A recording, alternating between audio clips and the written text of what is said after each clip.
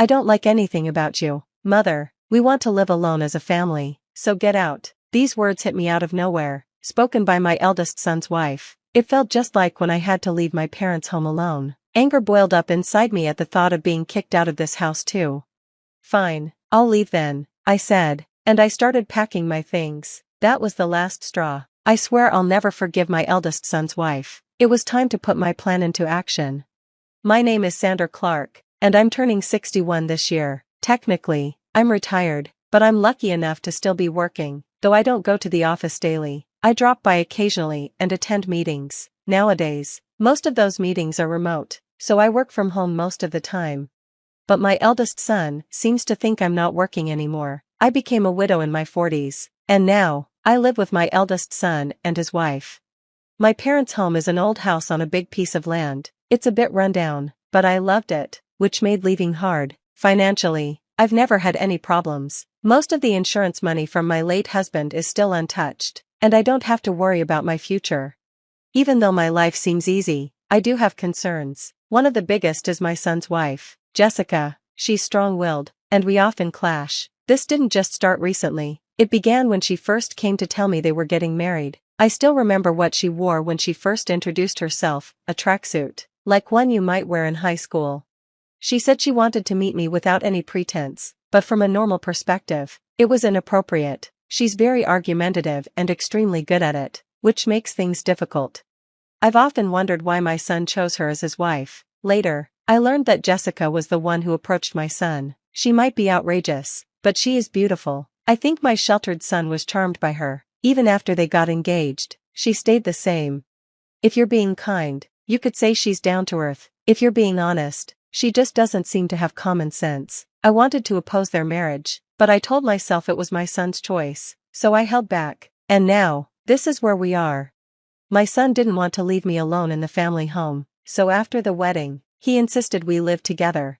At first, I thought Jessica wouldn't want to live with us, but it turned out she was actually in favor of it. Soon after we moved in together, I realized why. Jessica never helped with the housework. She left everything to me, cleaning, laundry, cooking, all of it. And the strange part? She was a full-time housewife. She had quit her job when she got married.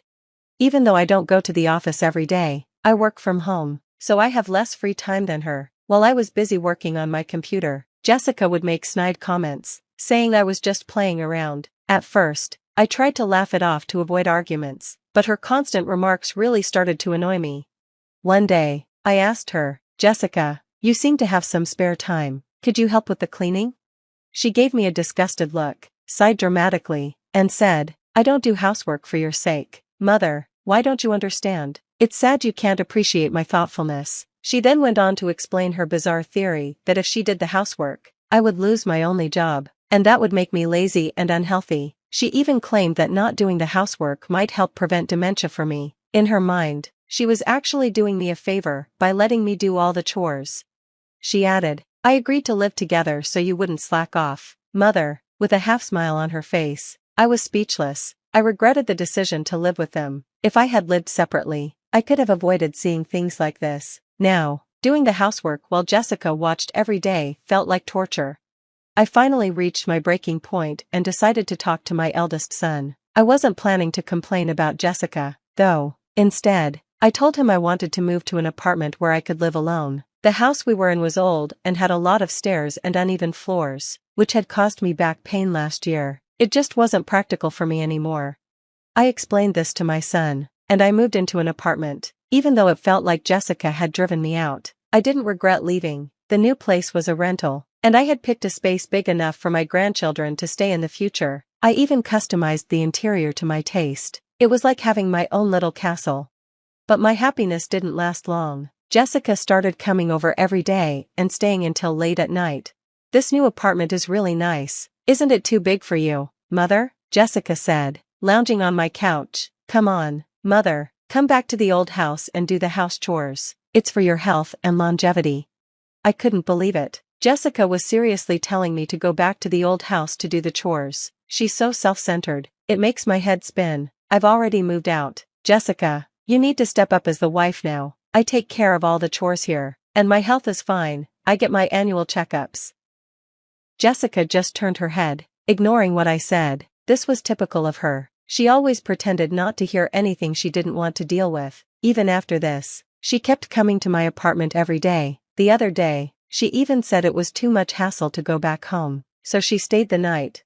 My old house and this apartment are only about a 15-minute walk apart. It was my son who suggested I live near my old home because he was worried about me. His concern made me a little sad to leave, but I agreed. One day, after I returned from a rare business outing, I got a shock. Jessica had let herself into my apartment. She must have used the spare key I had given to my son. Welcome back, she said, lying on the floor in front of the TV, not even bothering to get up. Jessica, that spare key is for emergencies, not for you to use when I'm not here, I said, feeling uncomfortable. I had never spoken so firmly to her before. She seemed surprised, since she was used to me letting things go quickly. She gave me an annoyed look, but I didn't back down. You're such a stingy mother-in-law. I can't stand you, she yelled. I can't stand anything about you, even this apartment. We're family, so you should leave. She tried to push me out the front door. It was clear she hated that I had this nice apartment while they were still living in the old house. She even complained that my son, James, was paying the rent for the apartment and said it was unfair that I lived here while they didn't. This is what living beyond your means looks like, she snapped. It turned out Jessica thought my son was paying the rent for my apartment. That explained why she kept showing up. She believed the apartment should belong to her family. Fine, I'll leave, I said, staring her down. I agreed to move out within 3 days. Jessica didn't believe me and insisted I call a moving company in front of her. So, I pulled out my phone and scheduled movers for 2 days later. Satisfied, she left, and I started making my plan. As promised, I moved out. My new home was a senior-friendly apartment, and I decided to test it out for 2 weeks. I handed over the keys and lease documents to Jessica and asked the real estate agent to change the contract to her name. Since I knew the landlord well, they agreed, which was a relief. My eldest son was furious with Jessica for forcing me out. He's even thinking about divorcing her, but Jessica doesn't seem to care. Instead, she started living alone in my old apartment, saying, "Well, let's live separately." I couldn't believe how bold she was, but I knew the truth would come out soon. 5 days later, Jessica found out. My phone rang repeatedly while I was working from home. It was Jessica, and I was ready for this. I had a recorder set up and hit record before answering. "Mother, what's going on with the rent for this apartment? Why am I the one paying it? This isn't fair." Jessica was furious and clearly panicking. "Oh, but Jessica, aren't you the leaseholder now? It's only right that you pay the rent. Is there a problem?" I asked calmly, making her even more agitated. Jessica was confused. "But didn't James used to pay the rent? We're not even divorced yet, so shouldn't James still be paying?" When Jessica brought up the rent with my son, he told her that I knew the whole truth. The reality was, James had never paid the rent for that apartment. In fact, I had been helping him financially. After I retired, I stayed on as a consultant at my company and worked as an industry advisor, making a good income. With my experience, I earned far more than my son ever did.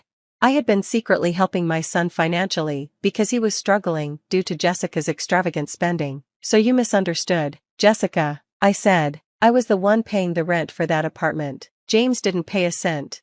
Jessica, who had hoped to live separately in the new apartment, was clearly shocked. She didn't say much before hanging up the phone. I immediately called my son and let him listen to the recorded conversation.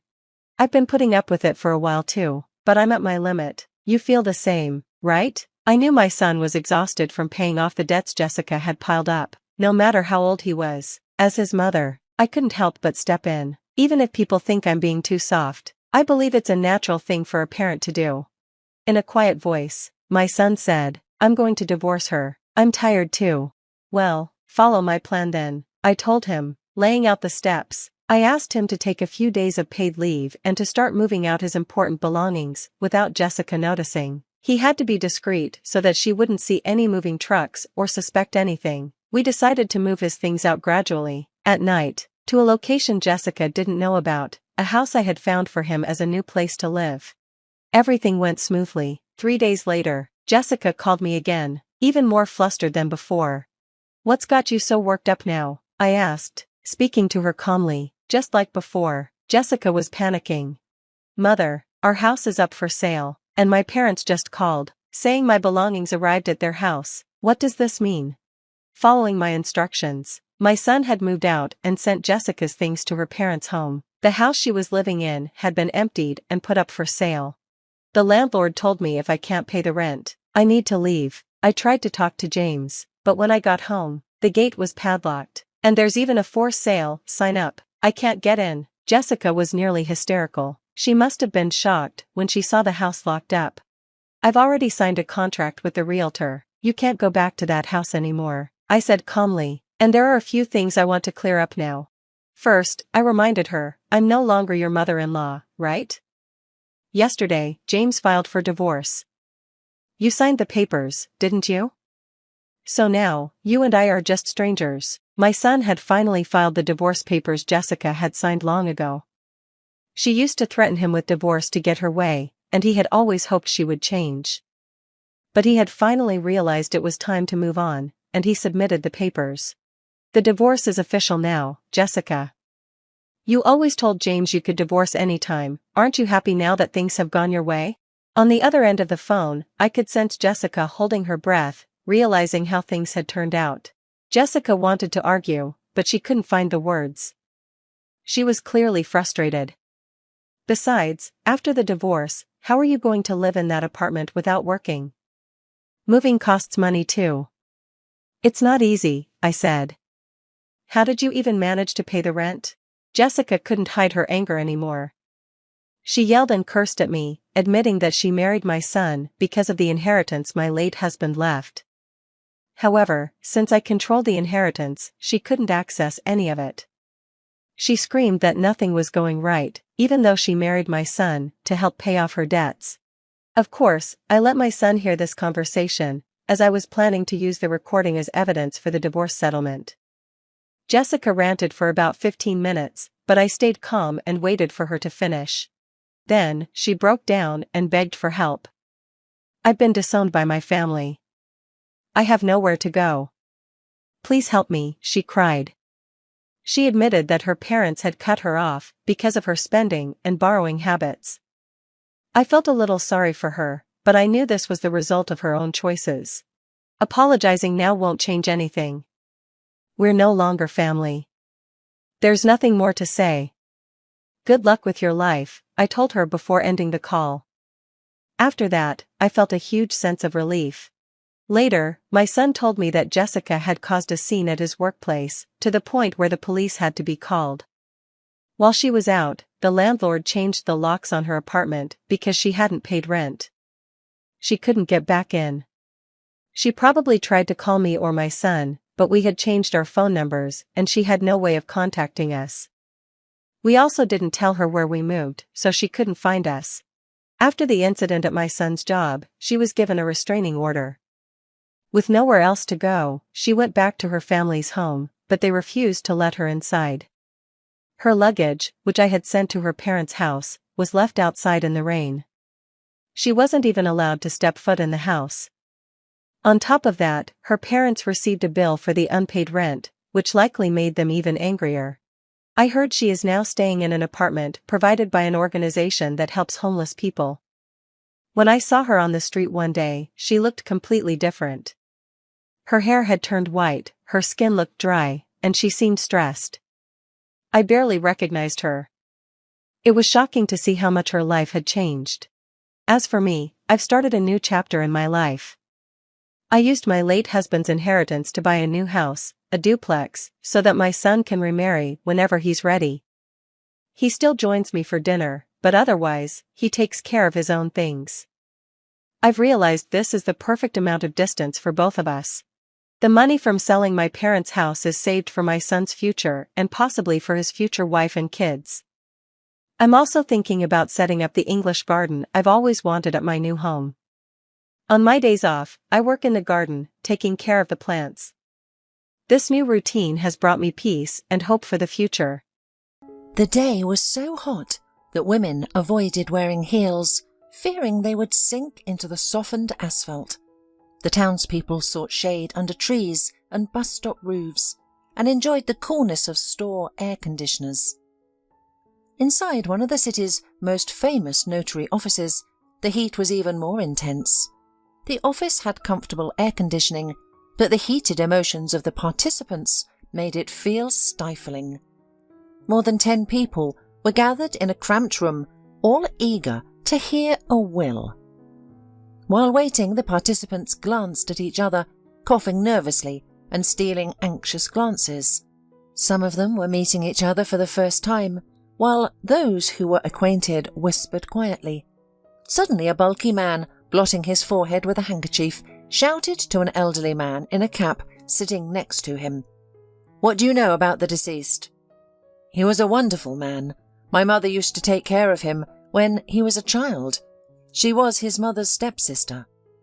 The elderly man responded angrily, "Even though I'm a cousin of his cousin, I am still family. We met Eric a few times and had wonderful conversations." This sparked a heated argument, with everyone trying to shout over each other, listing their connections to the deceased and emphasizing their relationships. The room resembled a buzzing beehive, although the tone was more akin to dogs fighting over a bone. Just as the situation threatened to escalate into a fight, a tall gentleman in an expensive suit entered the room. His presence commanded attention, and for a moment silence fell. "What is this outrage? What kind of commotion is going on here?" he exclaimed in a menacing voice. "I demand that everyone calm down immediately." Some people stopped talking while others, fueled by their anger, continued to shout insults at the gathered. One lady, particularly indignant, spoke up. "No one here was around Eric when he was alive, but as soon as you find out about the will, you all appear." The man who had entered was the notary, and he interrupted the speaking lady with irritation in his voice. "Don't make me start shouting. If you all don't calm down now, I'll have to postpone the reading of the will." His stern voice and the threat of delaying the will finally had an effect. The room fell silent, although the participants still glared at each other with anger in their eyes. Almost everyone present that day gathered to hear the reading of the will of the businessman and believed deep down that they were mentioned in it. However, there was one woman who had been quietly sitting on the sidelines the whole time. She was the legal spouse of the deceased and knew that she shouldn't expect any special bounty from him, neither in life nor after his death. In her youth, when she first met him, she still hoped to receive love and attention, but years later she regretted the marriage more than once. But once, everything started gorgeously. Clea at that time got a job as an assistant secretary in the city administration. Marianne, Mrs. Kearney, the director of the orphanage where Clea had been brought up since she was 3 years old, helped her with this. Clea was a favourite of all, starting from nannies, ending with the director of the orphanage. Mrs. Kearney used to say every time she met her, "What a beauty you will be. I hope there will be a prince for such a princess." The girl blushed and shyly answered, "Well, Mrs. Kearney, why do I need a prince? I will marry only for love, not for riches." Once, in one of the corridors of the administration, Clea accidentally ran into a tall, slender man. She dropped a stack of folders from her hands, which she was carrying to the archive, and the man helped to collect them. Handing over the last one, he smiled dazzlingly and said, "I'm ready to accompany such a beauty all the time, so that, God forbid, she doesn't stumble again. But first I would very much like to get acquainted and ask her out on a date. My name is Eric Anderson." Clea, having no experience with men, was frightened, and picking up the folders, thanking the stranger, quickly left. And she was greatly surprised when, at the end of work, she noticed a gallant gentleman with a huge bouquet in his hands at the entrance to the city hall. "You ran away so quickly that I decided to wait and get acquainted," Eric said, and apparently seeing the frightened eyes of the girl, he immediately smiled and added, "Let's just go for a walk then. Opposite the city hall there is a beautiful park. Tell me about yourself. I'll tell you my soul, and you won't be afraid of me. Then I can finally invite you to the restaurant." He smiled so kindly and charmingly that Clea agreed. They took a long walk in the park, ate ice cream in a street cafe, and talked. Eric turned out to be an excellent conversationalist, well-read and intelligent. Clea felt at ease with him from the first minutes of communication, as if they had known each other for years. He knew so much and told interesting stories that Clea was ready to listen to him day and night. The man was 20 years older, but Clea did not feel it at all. Eric at that time was a well-known personality in the city and ran a construction company in the city. They took a long walk, after which the man accompanied Clea home and asked, "Clea, will we see each other again? I absolutely hate to part with you, but you must promise that tomorrow you will allow me to meet you from work again and agree to have dinner with me." That night the girl had trouble sleeping, as her thoughts were consumed by her new acquaintance. Clea, experiencing these emotions for the first time, didn't yet realize that she had fallen in love. She wished she could fast forward time to the next evening just to meet Eric sooner. It wasn't until early morning that she was finally able to fall asleep with a happy smile on her face. From that day on, Eric started meeting her after work every day in his expensive car, causing whispers of disapproval from Clea's colleagues at work. No one could believe that a poor girl from an orphanage, who lived in a small room on the outskirts of the city with no money, was involved in a relationship with a mature, wealthy man purely out of love. People speculated about the girl's ulterior motives, accusing her of using Eric for personal gain, but they couldn't comprehend that Clea couldn't bear to go a day without seeing Eric. She was willing to spend the entire day just listening to him, taking in his expensive perfume and feeling the touch of his hands. After a month of dating, Clea visited Eric's beautiful country house. The rooms were light, cozy, and featured huge floor-to-ceiling windows. As she looked around, she couldn't help but wonder how much time it took to clean and wash all of those windows. Unfortunately, quite soon, she was able to figure it out by herself, and it happened right after they got married. A couple of weeks after their wedding, Eric embraced his young wife and said, "Darling, I've been thinking, why do we need a stranger in the house? And besides, it's an unnecessary expense. So I've let go of the housekeeper. You're young and full of energy, especially since you're not working right now. I believe you can handle everything on your own." Blinded by love for her husband, Clea didn't even consider the possibility that Eric had married her for certain purposes, except for his love for her. But the ugly truth was that he needed a young and beautiful companion by his side to elevate his status as a wealthy and family-oriented man in high society. Moreover, he knew that a girl from an orphanage wouldn't have high expectations or demands. And so it went. If before the wedding Eric showed Clea some signs of affection, like giving her flowers and gifts, after the wedding she became nothing more than a cover for his successful life, and also a housekeeper and a cook, all rolled into one. And when Clea finally mustered the courage to mention this a year into their marriage, Eric coldly dismissed her, saying, "What more do you want? You're living in paradise, a beautiful house, a renowned husband, and all the clothes you could dream of. If you're not satisfied, feel free to leave with your belongings. I've been married 4 times, and finding a 5th wife won't be a problem." That night, Eric was drunk and Clea cried all night, but convinced herself that it was the alcohol talking. She desperately wanted to believe that everything would be okay between her and Eric.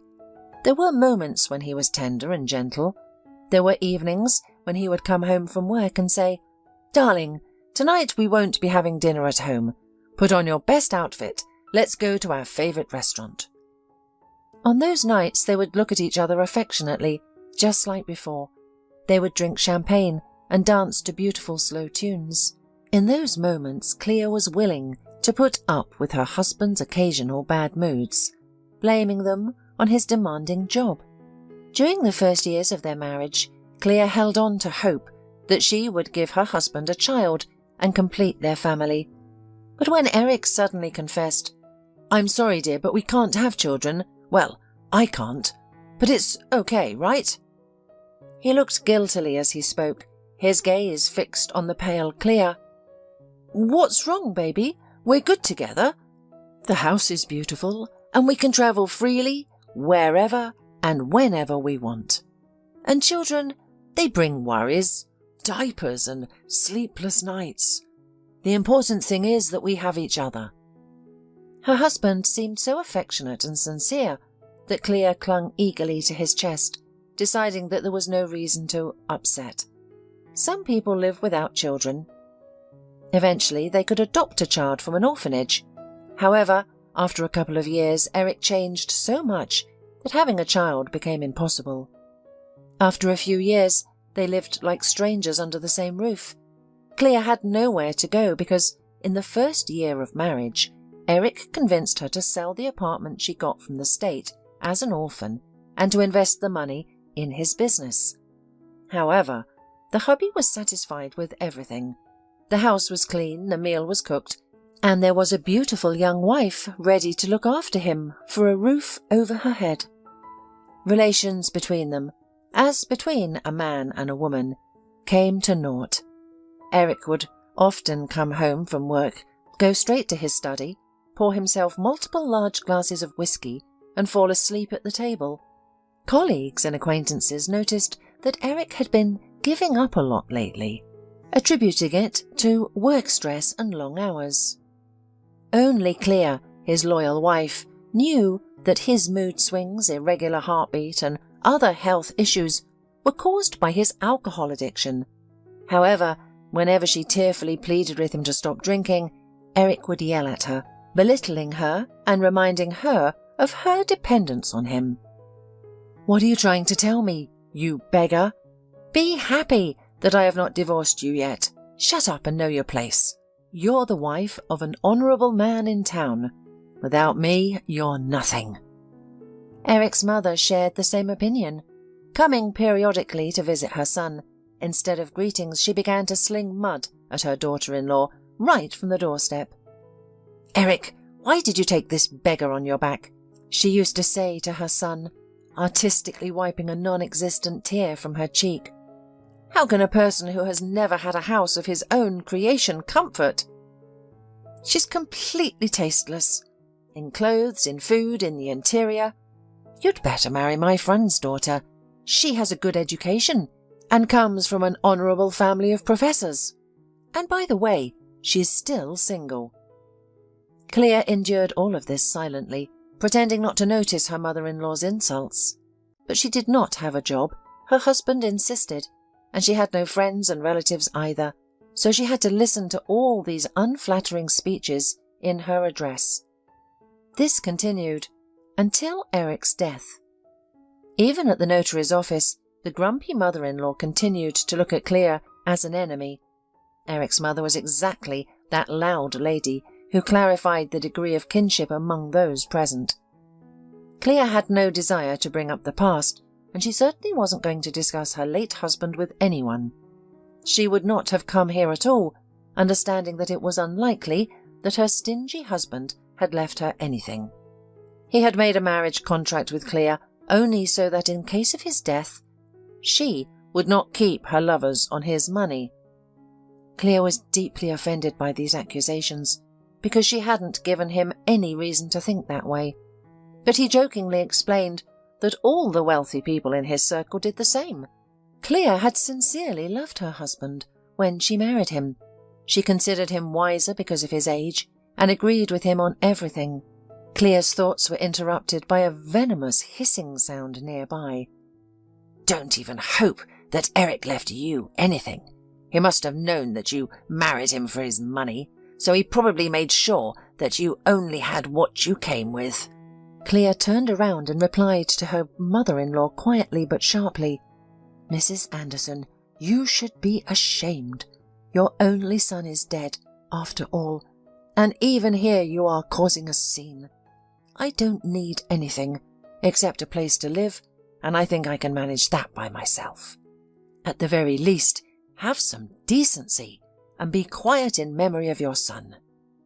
Clea had no desire to dwell on the past, nor to speak bad of the deceased. She simply wanted it to be over quickly so that she could never see these people again. Finally, the notary, requesting silence, began reading the will. The office was filled with nervous tension. The old man in the cap coughed quietly from time to time, bringing his hand to his face. The overweight man wiped droplets of sweat from his forehead every second. Eric's mother glared at her daughter-in-law with hatred, and the other people were clearly nervous. The first names on the list of heirs, of course, was Mrs. Anderson. Her son bequeathed to her his country mansion, where Clea continued to live after her husband's death. In addition, Eric left his mother all the luxury items that had accumulated in their house.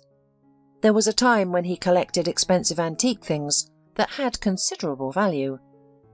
After hearing the notary, Mrs. Anderson turned to Clea and angrily whispered, "Have you packed your things? I want even your spirit out of my house from tonight." Clea didn't respond. She simply turned away and continued to listen to the will. Meanwhile, the notary was announcing all the new names of distant relatives, many of whom had last seen the deceased in childhood. Everyone glared angrily at the young widow, realizing that now was announced only a small piece of what the businessman possessed. It was unclear from where, but everyone already knew that the deceased man had considerable bank accounts and investments in some assets. Since the couple had no children, it was expected these items would go to Clea.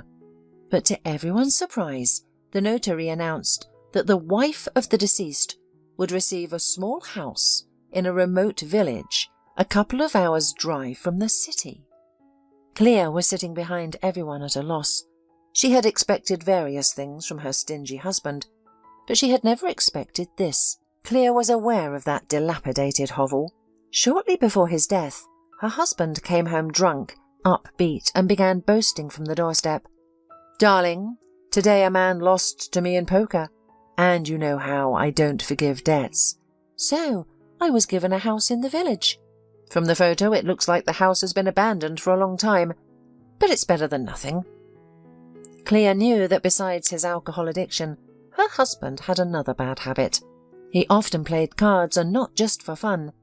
She could even tell when Eric was losing or winning. If he lost, he would return home angry and immediately head to the bar without even taking off his shoes.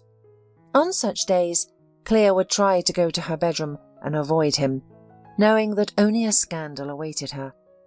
If Eric won, he would shout from the doorstep, "Wifey, I'm home, and I'm hungry as a wolf. Your man came home with spoils today." On one such day, he mentioned an abandoned house outside the city, but Clea could never have imagined that this would be all her husband would leave to her after his death. The first one to regain her composure was Eric's mother. Approaching her daughter-in-law, she hissed maliciously, "You don't seem happy. Be grateful that Eric at least left you this. Did you think you could live happily ever after on Eric's savings? No, that's not how it works. My son wasn't a fool, and he did the right thing. You lived like a lady for long enough. Go back to your miserable world." Clea, not wanting to hear any more, rushed out into the corridor and sat down on a bench, sobbing silently. She could hear the scandalous, overweight man discussing her. What did she expect? They marry the men who are fit to be their fathers and think they've caught the bird of happiness by the tail. Let her try to live without Eric. I bet she can't even work. Clea cried even harder. She felt bitter and offended towards her husband, with whom she had lived for over 10 years, 8 of which were a living hell. Eric decided that her attitude to him and her love for him was worthy only of an old ruined shack. Although he knew perfectly well that if anything happened, she would have nowhere to live. He was the one who had convinced her to sell her only home, and he was the one who had insisted that she quit her job. As a result, she was now left without a source of income or a roof over her head. Clea couldn't remember how long she had been sitting in the corridor of the notary's office. But after calming down a bit, she decided to forget everything as a terrible dream and try to start her life anew. First of all, she thanked herself for her foresight because she had managed to save some money from the household money her husband had given her. It was as if she had a premonition that she needed to rely only on herself. She had been saving a little bit every time for the past 5 years. She used the money to rent a small one-bedroom apartment on the outskirts of the city and began searching for a job. With limited experience and education, it was difficult to find something decent. That's when she remembered the orphanage.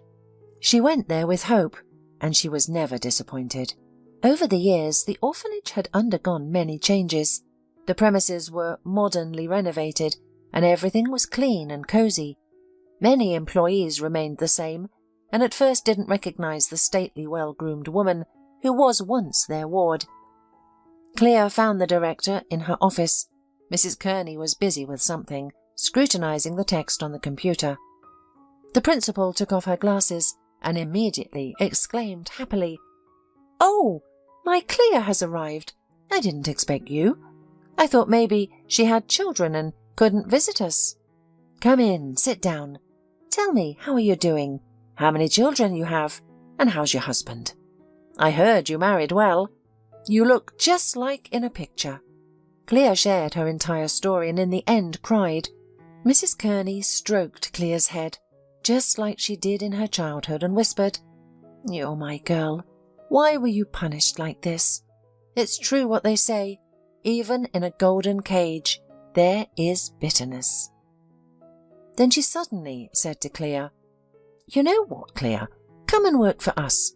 For now, you can work as a nanny in the junior group, and then I'll give you a recommendation to study to become a teacher. You can also live here. We have a staff room. You can save everything, even though the salary is small." And so Clea started working the next day. The woman was delighted to take care of the children. The kids were all under 3 years old, and from the very first moment they loved Clea as if she were their own mother. Yielding to Mrs. Kearney's persuasions, Clea moved to the orphanage. She was given a beautiful room on the second floor of the building, with fresh repairs and new furniture. The room had everything necessary, although there was nothing superfluous. A spacious closet with a mirror, a bed, a couple of chairs, a table, and a new TV mounted on the wall were all that the room contained. But Clea didn't need much more than that. It was certainly not the luxurious chamber of her former husband, but a quiet and peaceful place, where Clea could be alone with her thoughts. However, she tried to spend as much time as possible at work and only returned to her room at night. The woman finally began to distance herself from the events of the past and less frequently reminisced about her previous life.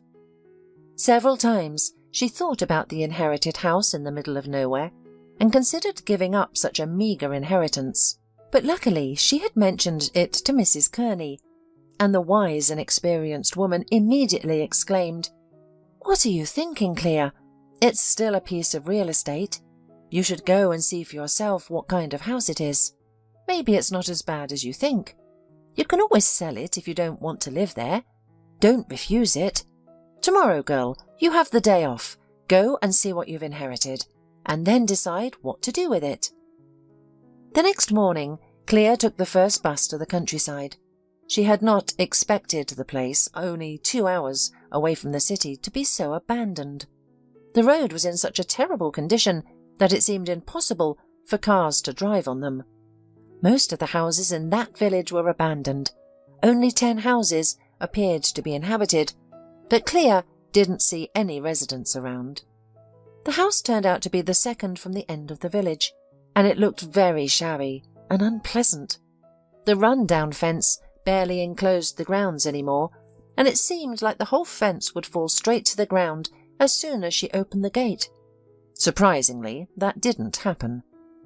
Timidly, Clea entered the property and began to examine the house, although it was difficult to call it a house.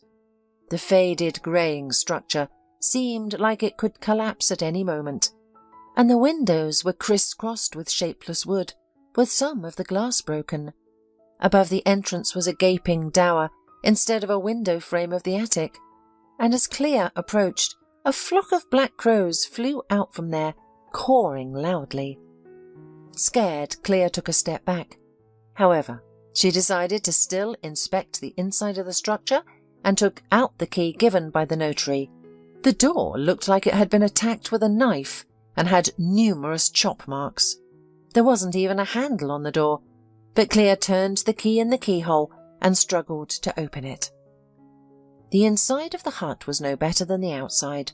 The hallway was filled with all sorts of junk that Clea had to step over squeamishly to get into the living room. The 3 bedrooms in the house were similar to each other, with faded and horribly dirty wallpaper.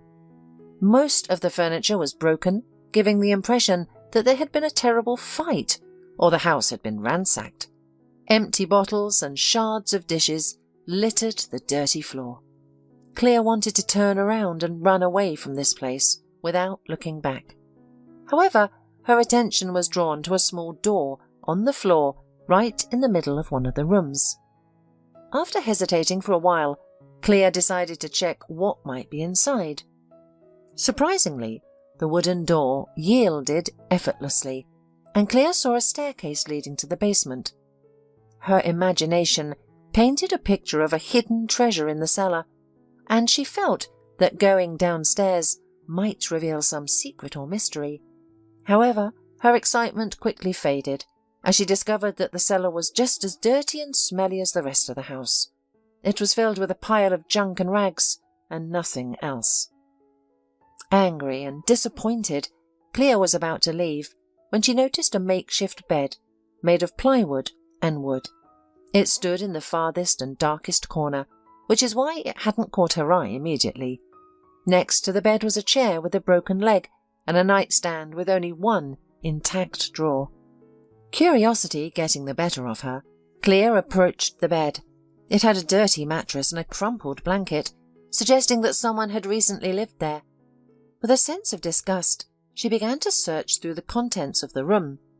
Clea lifted and shook each rag, hoping to find something, although she wasn't sure what she was looking for. Suddenly, she noticed some writing on the edge of a rag like a sheet. In a note, someone had tried to communicate that they were being held against their will and asked her to call a specific phone number. Back in town, Clea immediately dialed the number. On the other end, a woman burst into tears upon recognizing the reason for the call. Clea was frightened and didn't know what to do, but then a trembling male voice sounded on the receiver. "Please tell me where this house is. I will come for you right away. Just tell me your address. My son disappeared 6 months ago, and it's likely that's where the kidnappers kept him." Just an hour later, an expensive car pulled up at the gates of the orphanage, and the man who got out of it introduced himself as Mr. Neenan.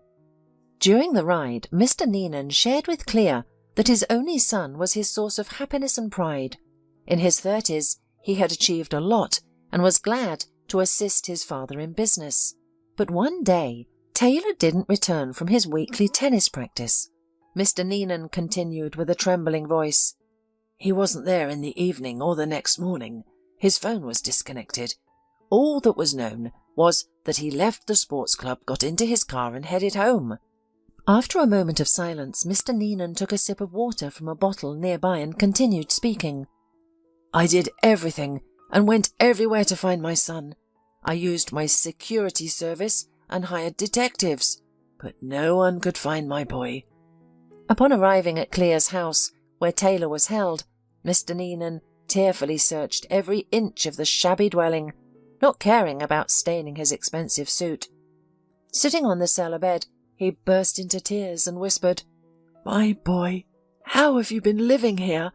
What have those creeps done to you?" After a while, he turned to Clea and asked, "How did you end up in this house? Who lived here before?" She briefly explained how she became the owner of the house. In the darkness, she couldn't see the man's face, but she understood that every detail was important to him. Finishing her story, she quietly added, "But all that happened before Eric won this house. I don't think he knew what happened in that house. My husband Eric was too lazy to thoroughly inspect every corner of this building. He said he only came to see it once from afar, when he came to see it if it would cover the debt of a losing card game. Upon returning to town, Mr. Neenan asked Clea for the house documents to find out the previous owner. He immediately made a call and dictated the necessary information. In just 5 minutes, he received a call back, listened attentively, and thanked the person on the other end. Then, turning to Clea, he said, "Now it all makes sense to me. I know the person who is the owner of this shack very well. He is a friend of my former partner, with whom I used to do business together. My impudent partner was always jealous of me and tried to sabotage our success. After another conflict, I decided to end our business partnership, which hurt his ego. That's when my son disappeared. But all this time, I couldn't even imagine that someone I had worked with for so many years could do such a thing. Clea, thank you for not passing along my son's request for a phone call. I owe you one. If you need anything, don't hesitate to call me." He handed Clea his business card and she accepted it, saying, "I wish you luck, and I'll help you in any way I can." Mr. Neenan's former business partner was quickly found, and a case was opened against him. During the trial, he proved to be a cowardly person and confessed everything during the first interrogation. It turned out that he had kept Taylor at his friend's house for several months until he lost the house in a card game. After that, he was forced to move the poor guy to another location, which he revealed immediately during the interrogation. Soon, Taylor was rescued, but his health deteriorated greatly after his imprisonment. The once athletic young man had become almost an invalid. His legs, which had been shackled for more than 6 months, were badly damaged and had already begun to rot. If not treated in time, it led to sepsis. Thanks to Mr. Neenan, Clea was informed about everything that was happening. He started visiting the orphanage frequently, several times a week, to bring books, toys, and clothes for the children. At some point, Clea noticed that every time he came to the orphanage, he tried to find the director and speak with her.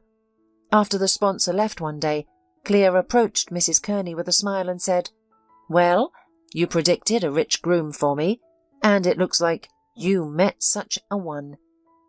Mr. Neenan seems to have his eye on you." The director blushed and waved her hand dismissively, replying, "Oh, come on, Clea, what groom? At my age? I'll spend the rest of my day with my cats, probably." One day, Clea visited Taylor. He was admitted to the city's most expensive clinic. Mr. Neenan was willing to pay any amount to see his son recover. However, some things cannot be bought. Mr. Neenan was sitting in the hall and staring wordlessly at his smartphone. "I'm very upset, Clea. Taylor's condition is not well. Time is of the essence, and they can't find enough blood for him. I can't help him. You see, Taylor is not my biological son. My wife and I deeply loved each other and wanted a big family with many children. Unfortunately, that dream never came true. That's when we decided to adopt a child from the orphanage. The moment my wife saw Taylor, she knew he was meant to be ours. By the way, Taylor doesn't know that he is adopted. Unfortunately, my wife passed away when Taylor had just started college. It was a devastating tragedy for me, but I realized I had to live for Taylor's sake." After listening attentively, Clea softly asked, "What blood type does he need? Maybe we can find a match among people we know." When she heard the answer, Clea couldn't believe her ears. The blood type was an exact match with hers. Overwhelmed with emotions, he hugged her tightly, and tears filled his eyes. "You're amazing! You've saved us once again! I owe you my life!"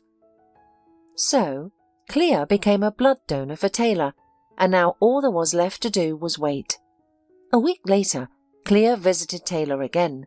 Suddenly, Mr. Neenan entered the room, looking somewhat bewildered, holding a white form with some data.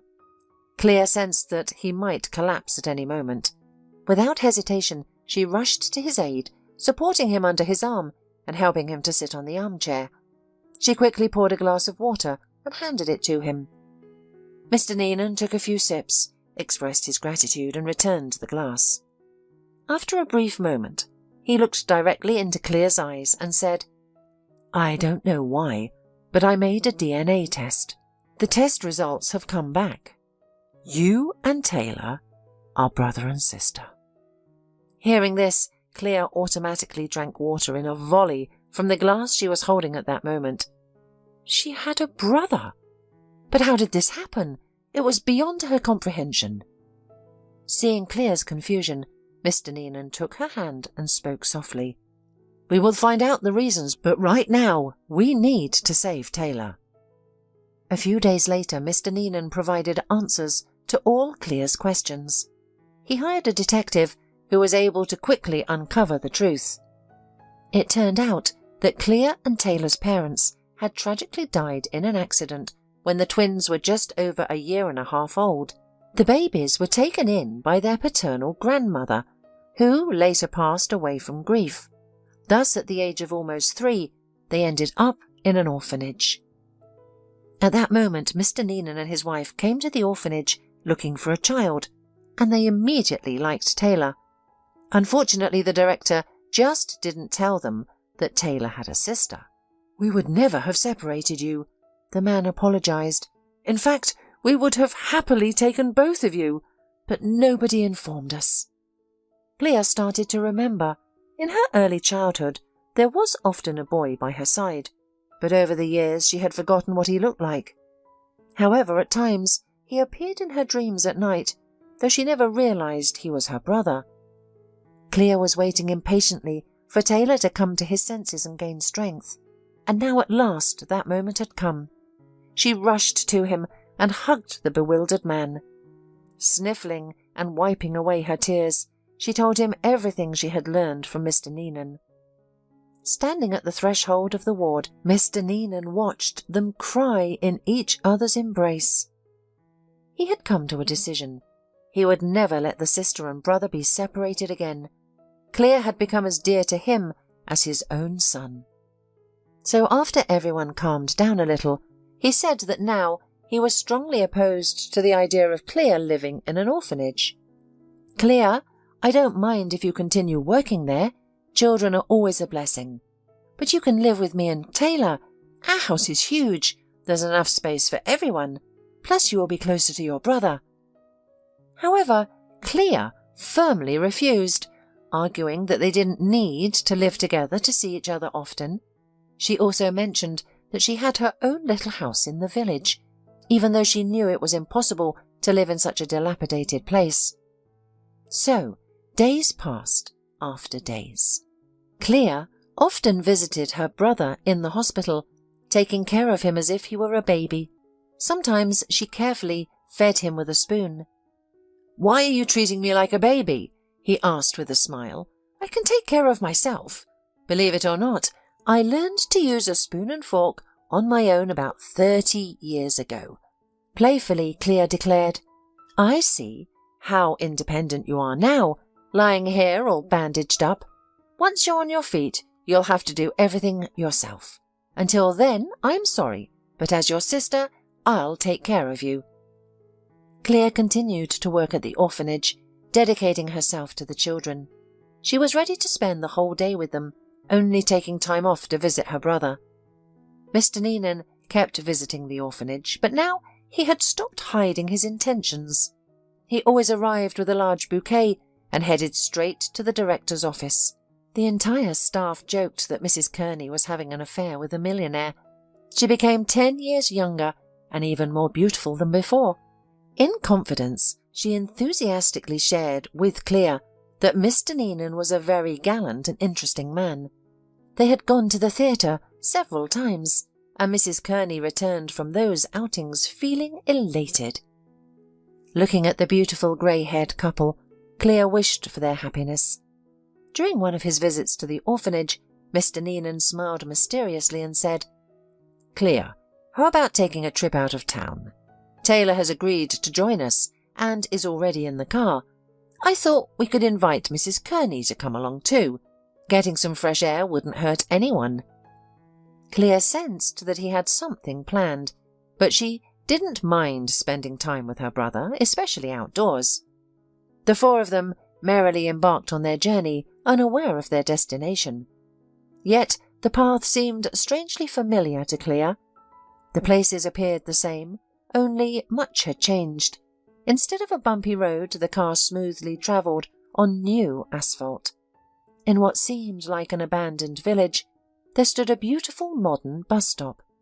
Clea had already imagined an old, dilapidated house inherited from her late husband, but to her surprise, a new wooden house stood in its place.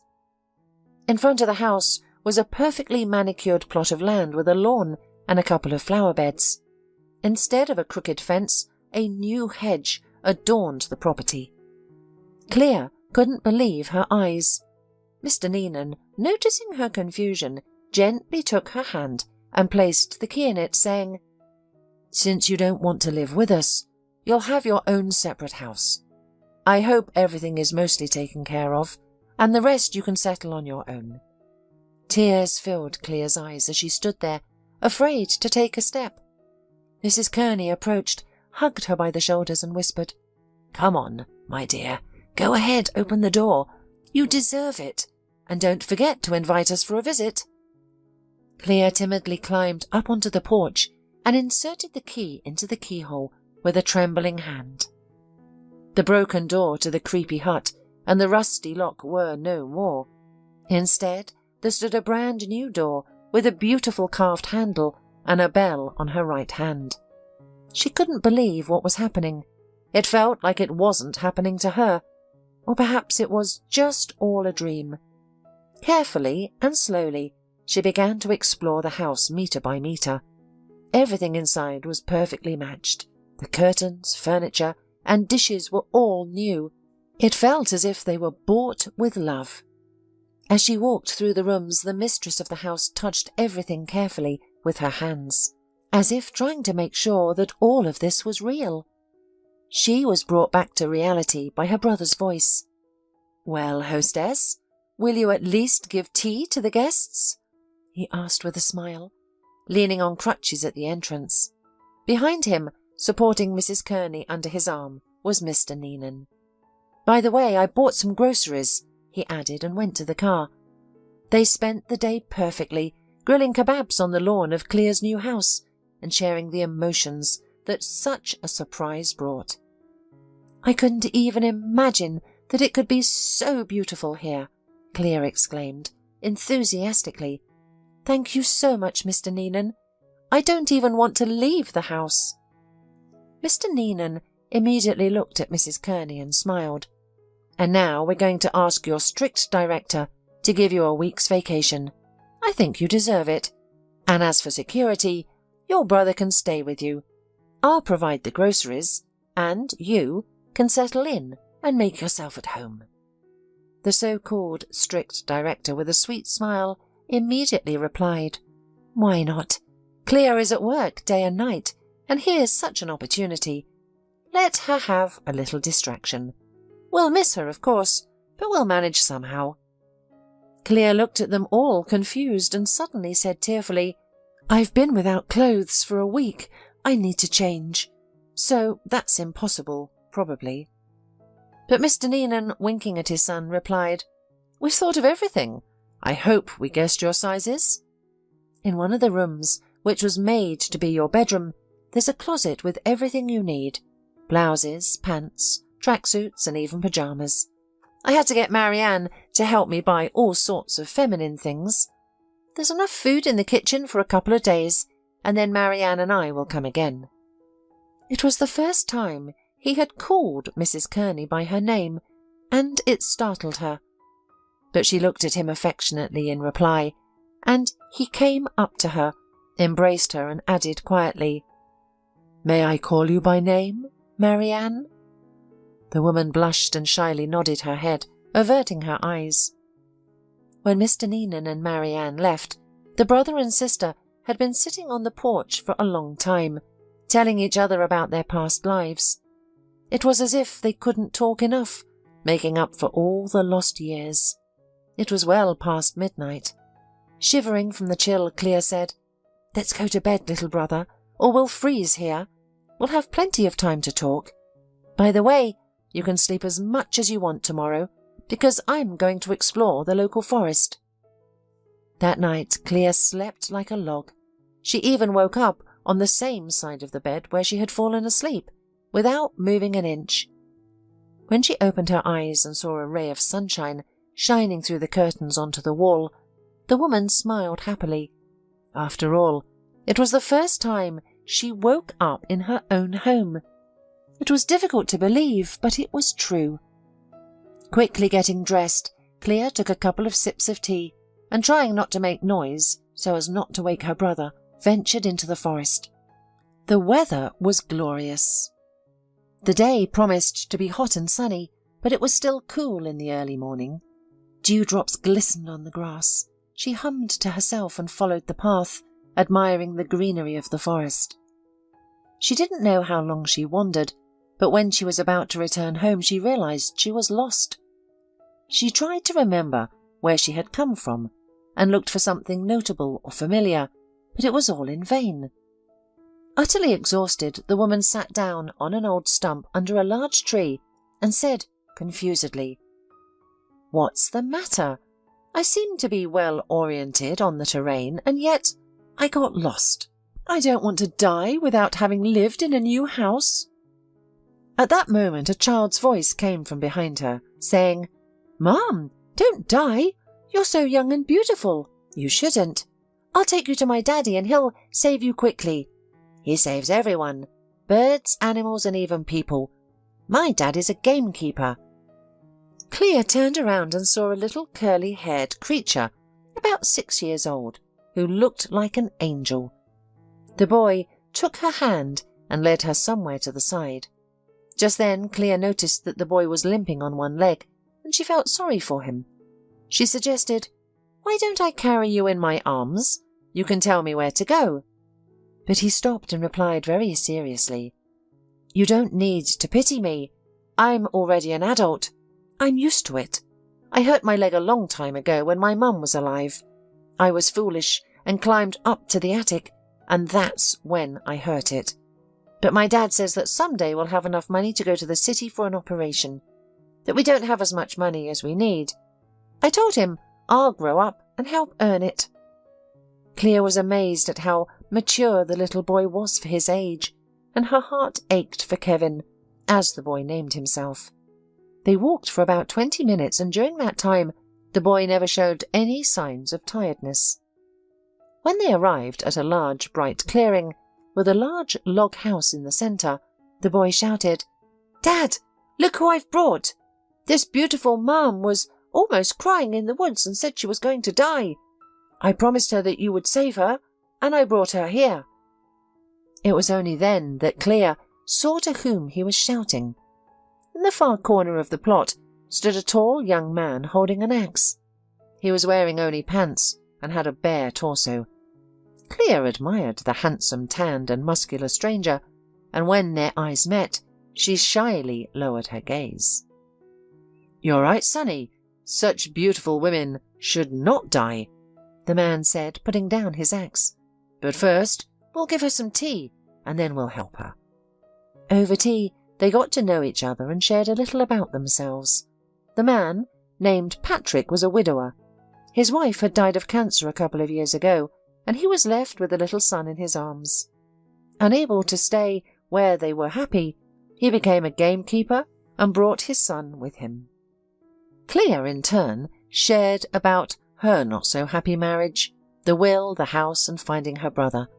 She was surprised at how easily she told all this to the first man she met, and found herself feeling as if she had known Patrick for many years and didn't want to part with him at all.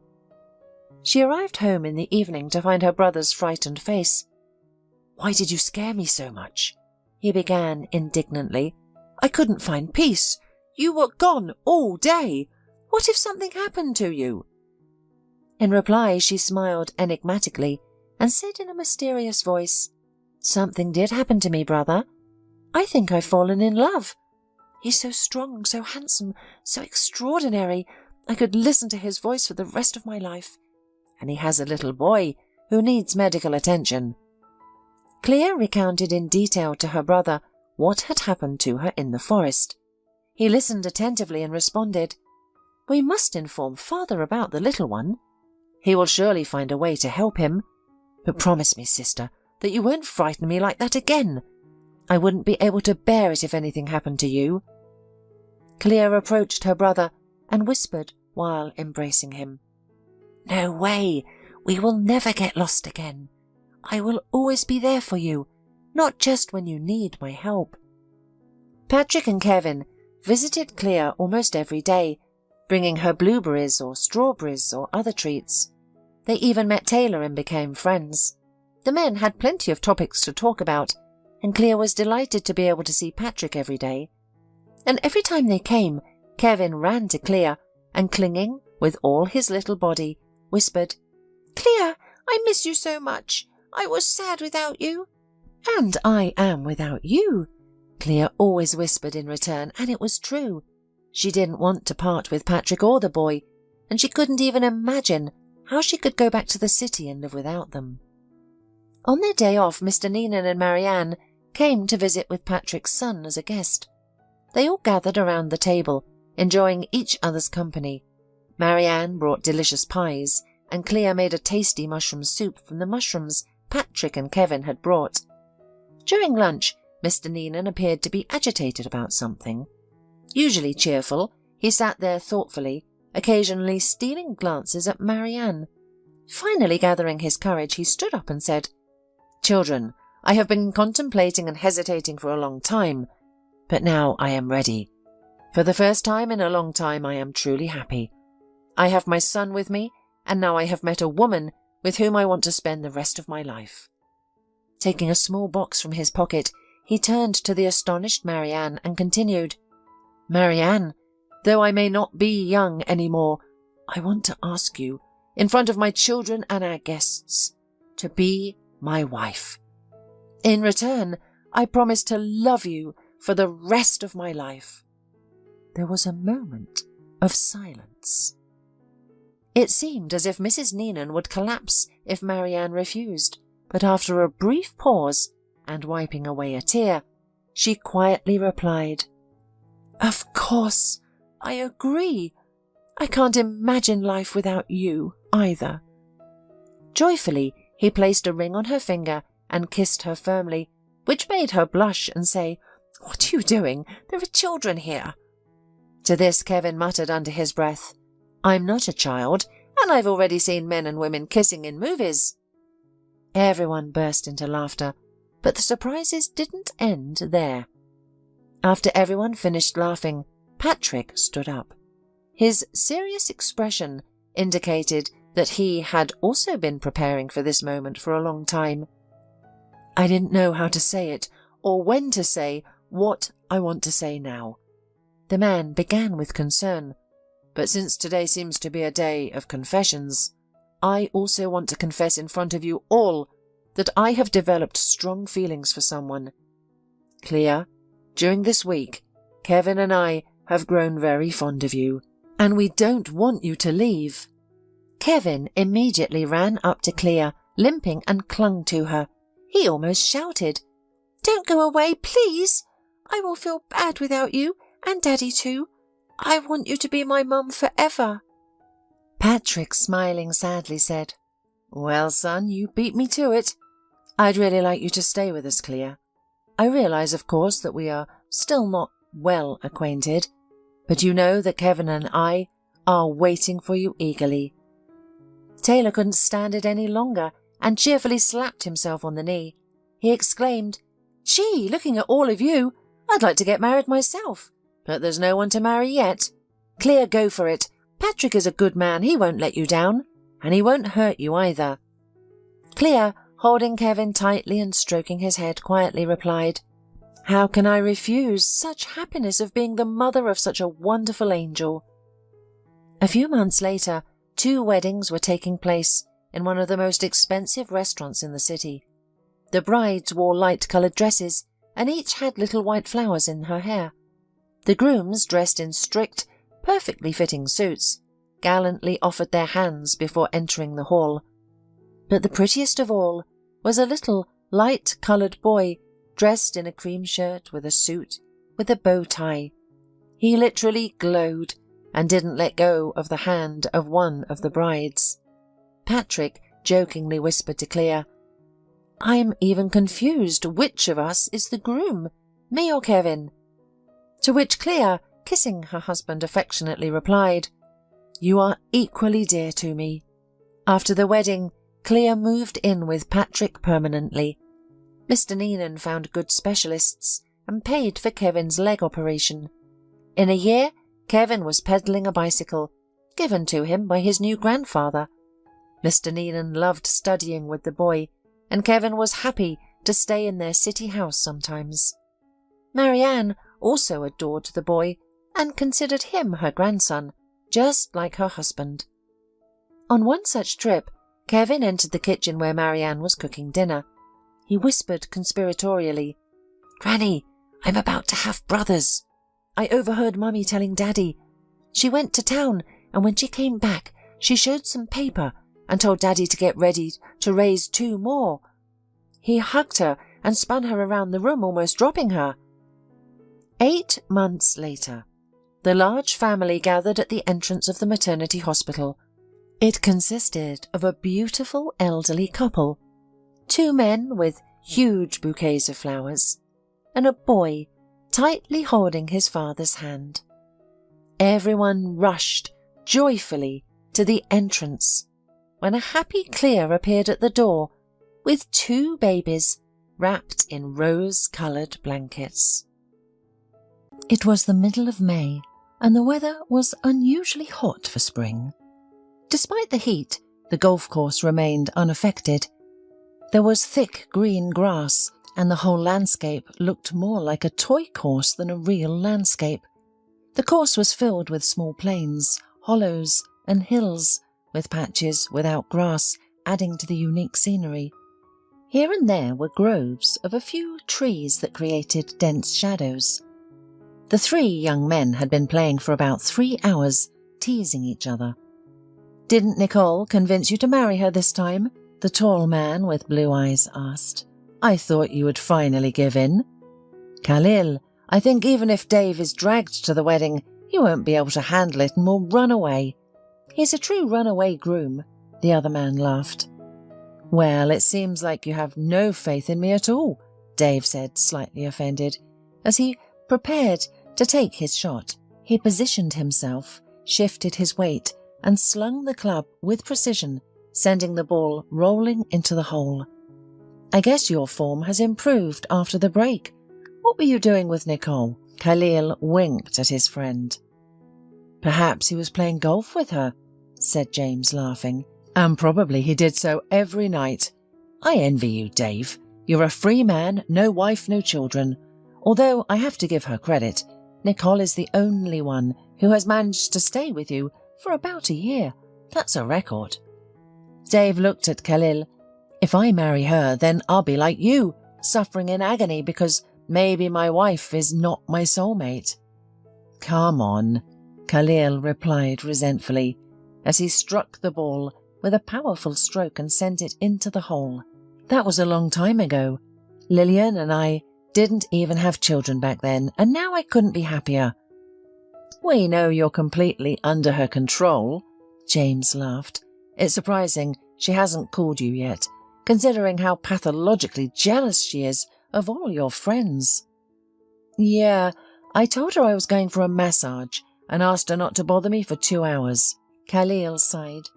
"You're right about that. She sees you as a threat. As soon as she finds out I was with both of you, she starts lecturing me about how you're not serious and how I should stay away from you. As for Dave, that's obvious. But what's wrong with me?" asked surprised James. "Your wives," Khalil replied, annoyance evident in his voice. "You've already changed 3 women in the past 7 years." "But it's not my fault that they leave me," James said resentfully. "As soon as they've had their fill of my money, they drained my account and then disappeared. But I got lucky with Julie. I intentionally married a girl from the countryside. She loves me so much that she dotes on me. She doesn't need diamonds, expensive clothes or cars. Our house is filled with servants. However, when I come home, she's either cleaning the house or baking her special apple pie.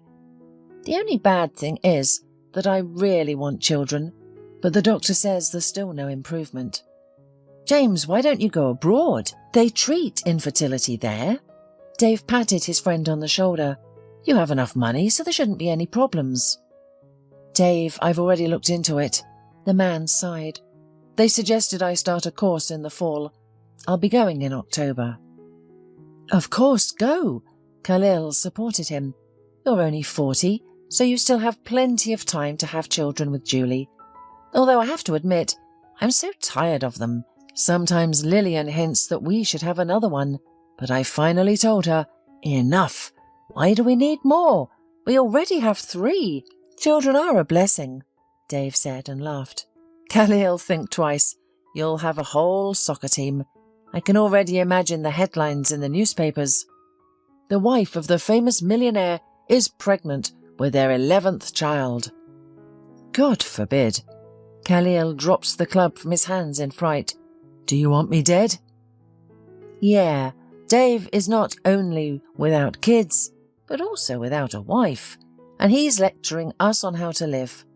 James teased Dave. After 4 hours, the friends finished playing and tiredly headed to the restaurant. Khalil, Dave and James had been friends for many years. Guys, let's go fishing, James suggested suddenly. I'm tired of the city, and it'll be a chance of scenery. The fishing season is opening soon. If it's just for a little while, I agree. Khalil supported his friend and looked at Dave, who stayed silent. Why are you looking at me like that? Sorry, but I can have some other plans. Dave got angry finally. Now, you will say again that I'm ruining our friendship. What a scoundrel I am. Yes, you are exactly that, laughed James. You are our eternal troublemaker. So what excuse are you planning this time? Well, I've met a girl. The man began and paused. No. Again? The friends exclaimed in unison. Dave, you already have a whole collection of women. What about Nicole? Well, Nicole is one, but don't I have to explore other options? He said arrogantly. And besides, you've already found your one and only. Well, I'm not sure about Nicole. Well, to prevent that from happening, we'll fly on a fishing trip in June, James said sternly. All right, you've convinced me, Dave said unhappily.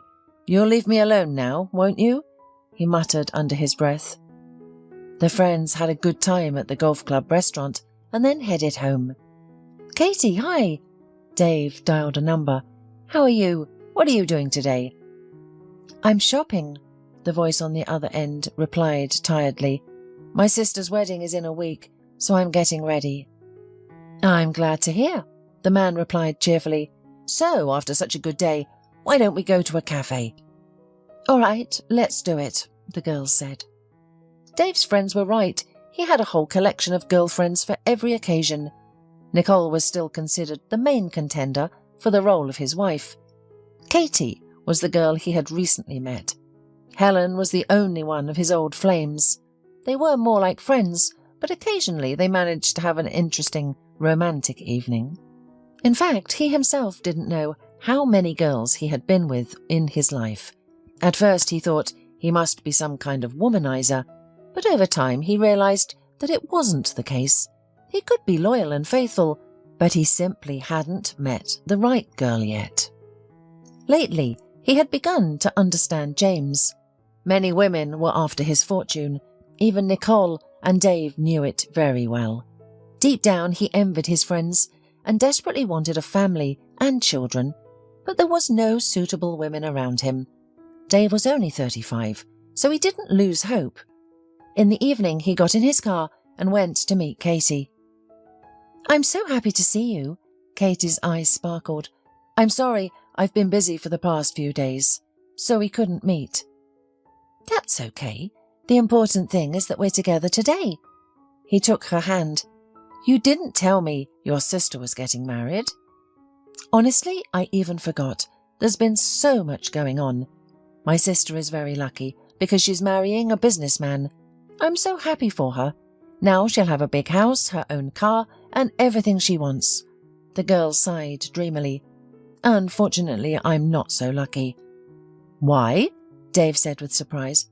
"You're only 23. What are you talking about?" "That's the thing. I don't want an ordinary man. I know my worth." Katie looked at him intently. "Don't worry. I have no doubt that a girl like you will definitely be appreciated." He winked at her. "Many wealthy men are looking for decent women." "And what about you?" Katie suddenly asked. "What kind of woman do you need?" "I haven't figured that out yet," Dave admitted honestly. "Looks can be deceiving. Everyone eventually grows old, so she must have a beautiful soul." "Do you think it matters?" The girl laughed. "No one has ever seen any soul after all. It's all imaginary. We only live once, so we should live life beautifully." Katie really wanted to go to Dave's house, but he made up a story about having to go to the hospital to visit his uncle. "It's the same thing again," he scolded himself as he drove home. "It's as if she's being auctioned off at the market. Unfortunately, the bidding for her today didn't go well." He laughed. James was right. After so many years of unsuccessful relationships with fortune hunters, he married a simple girl. Julie is really crazy about him, and everyone knows it. Dave remembered how they had met her by chance. It was 3 years ago. Dave and his friends were fishing in the distant region. On the way, it started to rain heavily, and even their jeep got stuck. They reached a village and asked for help. An old man sent them to Julie. "She'll get you out," the old man said. The men looked at each other uncertainly, but decided to follow the old man's advice. A tall, tanned young woman opened the door. "Oh, you're in trouble." She shook her head. "All right, wait here.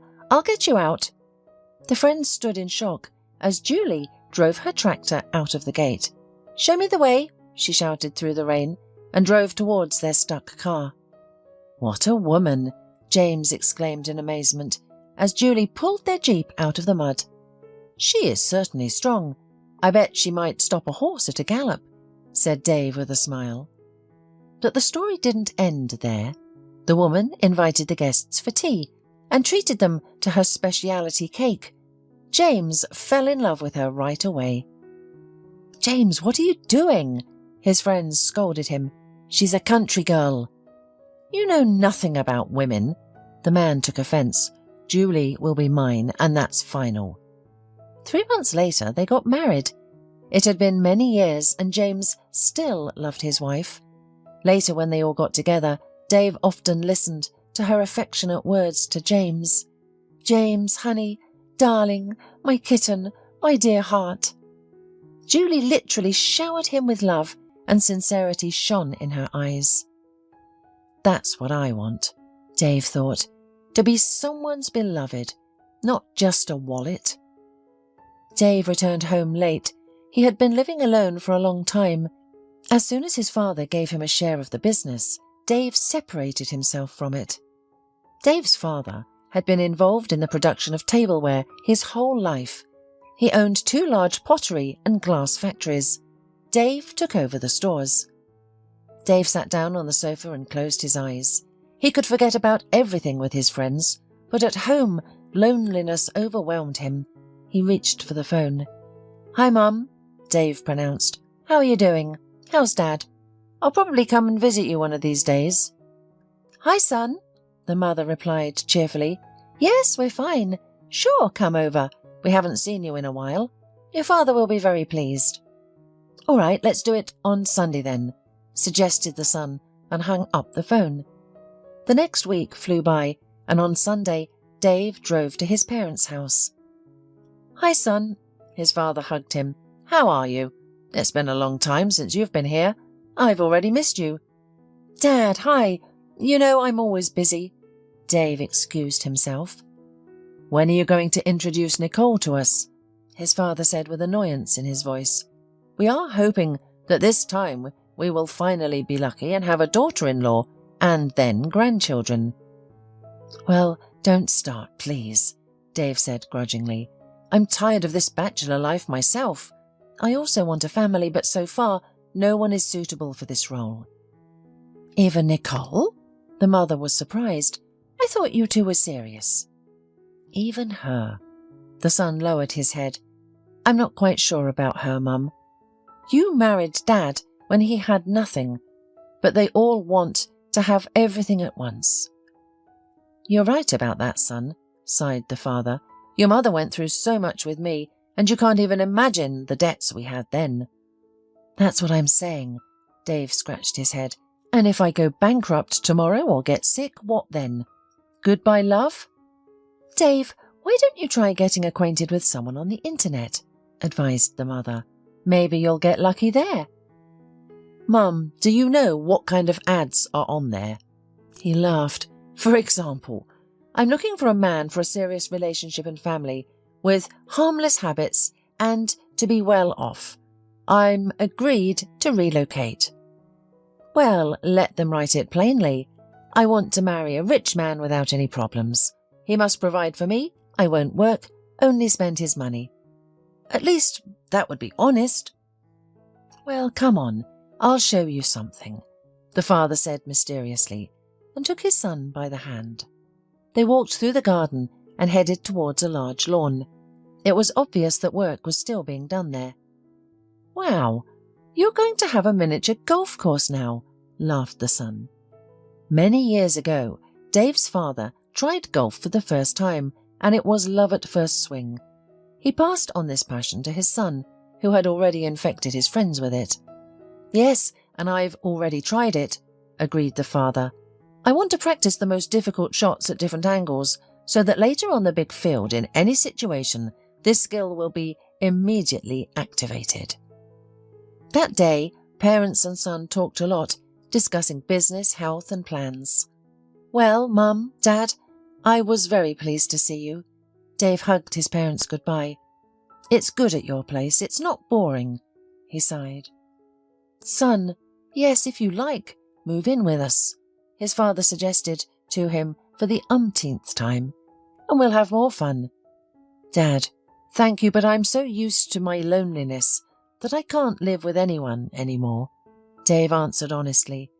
I love you very much, but I'm so used to it. Dave jumped into the car and drove home. It was already evening. He had work tomorrow, and he was planning to go to the office, but the weather was so nice that he decided to go for a little drive. Dave stopped the car not far from Central Square. People were walking, and Dave also walked around. Suddenly, he noticed a crowd aside. He walked nearer and heard someone's voice, which he thought was a child's. He made his way through the crowd and saw a girl. She looked to be about 10 years old. Her eyes were half closed, and she was reading something loudly. Is she reciting someone else's poetry or what? Thought Dave and listened. I do not remember such. Maybe one of the modern authors? The girl read another poem, and people started dropping coins into the box in front of her. Wonderful poems, pronounced an elderly man. Bravo! The girl became embarrassed and lowered her head. She was dressed in an old sweater and faded pants. Her hair was braided into 2 pigtails and looked unwashed for a long time. After thanking everyone, she fumbled with her hands for a box, picked up a stick and walked away. Is she homeless or what? Ran through Dave's head. However, she's going somewhere. Probably she has a place to live. Dave didn't really want to think about the little girl, so he quickly stepped aside and walked around the square some more. He had almost walked to his car when his phone rang.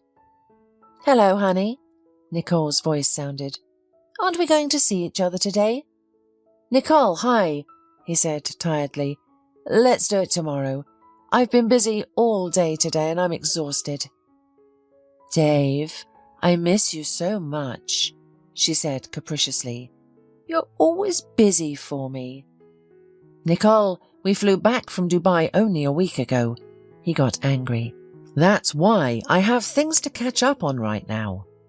All right, don't get angry. See you tomorrow. she said playfully. I'll be looking forward to seeing you. The next day was a very busy one. He didn't really want to meet Nicole because he was actually exhausted, but she had insisted. Don't you love me at all? She cried fake tears, sitting across him at the restaurant. I miss you so much, but you don't care about me. Nicole, come on, Dave said angrily. I've got so many duties. Do you think business works itself out? Dave, how about I move in with you? Nicole said cautiously. If we love each other, why do we have to live at a distance? The man looked at her and said, Nicole, I understand everything, but I'm not ready for that yet. But will it be bad for you? She persisted. Like a faithful wife, I will wait for you at home to surround you with care and love every day. Honey, I love you. Darling, why do you need to create all these problems? He tried to change the subject. Once you move in with me, unnecessary worries will start. We might start quarrelling, and you don't want to be apart from me, right? Of course not. Nicole looked at him shrewdly. I love you so much. I can't bear to be away from you. Let's leave things as they are. Why do we need all this trouble? The man said tiredly. No, Dave. I want to be sure of your serious intentions. Nicole got angry. Choose. Either you propose to me or I'm leaving. Saying this, the woman stood up defiantly. I'm sorry, but I can't right now, Dave replied. Why all this drama? Without any words, Nicole turned around and went away. Dave sat a little longer in the cafe and called the waiter. He didn't like this whole situation. Maybe it's better for both of us, he sighed and left the cafe. He had grown accustomed to Nicole, and it saddened him to part ways with her, but he no longer wanted to continue this charade. How about taking a train ride? Dave suggested when they next met with friends. Dave, are you kidding? Maybe you're also suggesting that we go by car? Khalil got angry. Don't you have enough romance? Khalil, why are you so angry today? James looked at him in surprise. Did something happen to you? It's all because of you, Khalil muttered. You've made a prophecy. I wish you would just stay quiet. What happened? Tell us finally, Dave asked. Lillian is pregnant again, Khalil exclaimed. It's all because of you and your soccer team jokes. Khalil, that's great, congratulations, James rejoiced. What a fool you are. You have such happiness. And by the way, why are you worrying anyway? Dave laughed. You have plenty of money. Your children don't starve. They're all taken care of by governesses. Do you know how noisy they are? The man persisted. You can't escape from them. There are 10 rooms in the house, and they're everywhere. Well, that's true. They need to run and jump, James laughed. Don't you play with them? I do, replied the friend angrily, but not for 12 hours a day. I come home tired from work, and it's like a real menagerie. I don't know how the poor governesses and my wife handle them. I can only dream of such a thing, said James sadly. How I long for children. I wouldn't say no, even to 4. When Lillian gives birth, I'll give the baby to you, scolded Khalil. Okay, that's all clear. Let's return to our topic. How are we going to get to the fishing trip? Asked Dave. Of course, by airplane, said the friends in unison. Romance will be on the lake and in the wild forest. So the tickets were purchased and the day of departure has arrived. Almost late, puffed Khalil, greeting his friends. Hi, by the way, I've been pondering a question. What if Lillian is having twins? Dave laughed. Dave, shut your mouth, Khalil shouted. When you open it, everything comes true, so please have some mercy for your old friend. You must have almost missed our plane because Lillian refused to let you go fishing, James laughed. She, you see, wanted, the man said angrily. God, I've even forgotten what this stuff is called. What do the pregnant usually want? Probably pickles or oranges. James laughed. No, my wife needs artichokes, Khalil said angrily. She's never eaten an artichoke in her life, or even seen one. And now I have to bring her one or die. I was running around the stores like a fool. They were laughing at me, and she was hysterical. Well, then it definitely points to twins. Dave tried to speak seriously, but he couldn't stand it and burst into loud laughter. Shut up, Khalil shouted at him. If we do have twins, I'll leave them at your door, and you can be their foster father. Dave, I propose to share them in that case, James intervened. One for you, one for me. 4 hours later, the friends were already in the wild lands, ready for their fishing. They planned to fish in the lake and then go to the river which flowed into the sea. If it weren't for these mosquitoes, Khalil grumbled, I would have escaped from Lillian here, but it makes no difference whether she eats me at home or they'll eat me here. But here you'll die a hero, Dave laughed. We'll give you a posthumous award with an inscription, Honour and glory to a father of many children. You're at it again, the man said angrily. I'm going to put you on the hook now. I assure you, I'm so nasty that not even the fish will bite me, Dave kept joking. No problem. We'll have to come up with something more tricky for you, Khalil muttered. I'll take your clothes off and tie you to a tree. You'll make a great treat for mosquitoes. It's not going to work, Dave replied. Have you forgotten that all women are crazy about me? By the way, only women mosquitoes bite, but they'll kiss me. They'll eat you alive, James taunted. Your flirting won't work with these. In such a merry mood, the friends spent 3 unforgettable days. They had one more day ahead when Dave's phone rang. Dave, why didn't you call me all this time? Nicole said through her tears. Didn't you say we were parting? The man said, perplexed. I can't live without you, she cried. I love you. Can we meet now? Well, I'm actually not at home, he answered calmly. We're on a fishing trip far away. And when will you be back? Nicole asked hopefully. Please come to me right away. We fly back tomorrow night, Dave replied. Let's meet the day after tomorrow. After that conversation, Khalil and James looked at Dave attentively. Probably all this time she was calculating your millions and realised that she couldn't let go of such a goldfish. James sighed. At first I thought it was just bad luck with my first wife, but when my second wife turned out to be the same, I started to think. So, when I married the third one, I only had a hope, which, of course, didn't come true. Are they all like that? Dave exclaimed angrily. But somewhere out there are women like Lillian and Julie. Why am I so unlucky? Dave, calm down. Khalil patted him on the shoulder. Your time will come, and you'll find your happiness.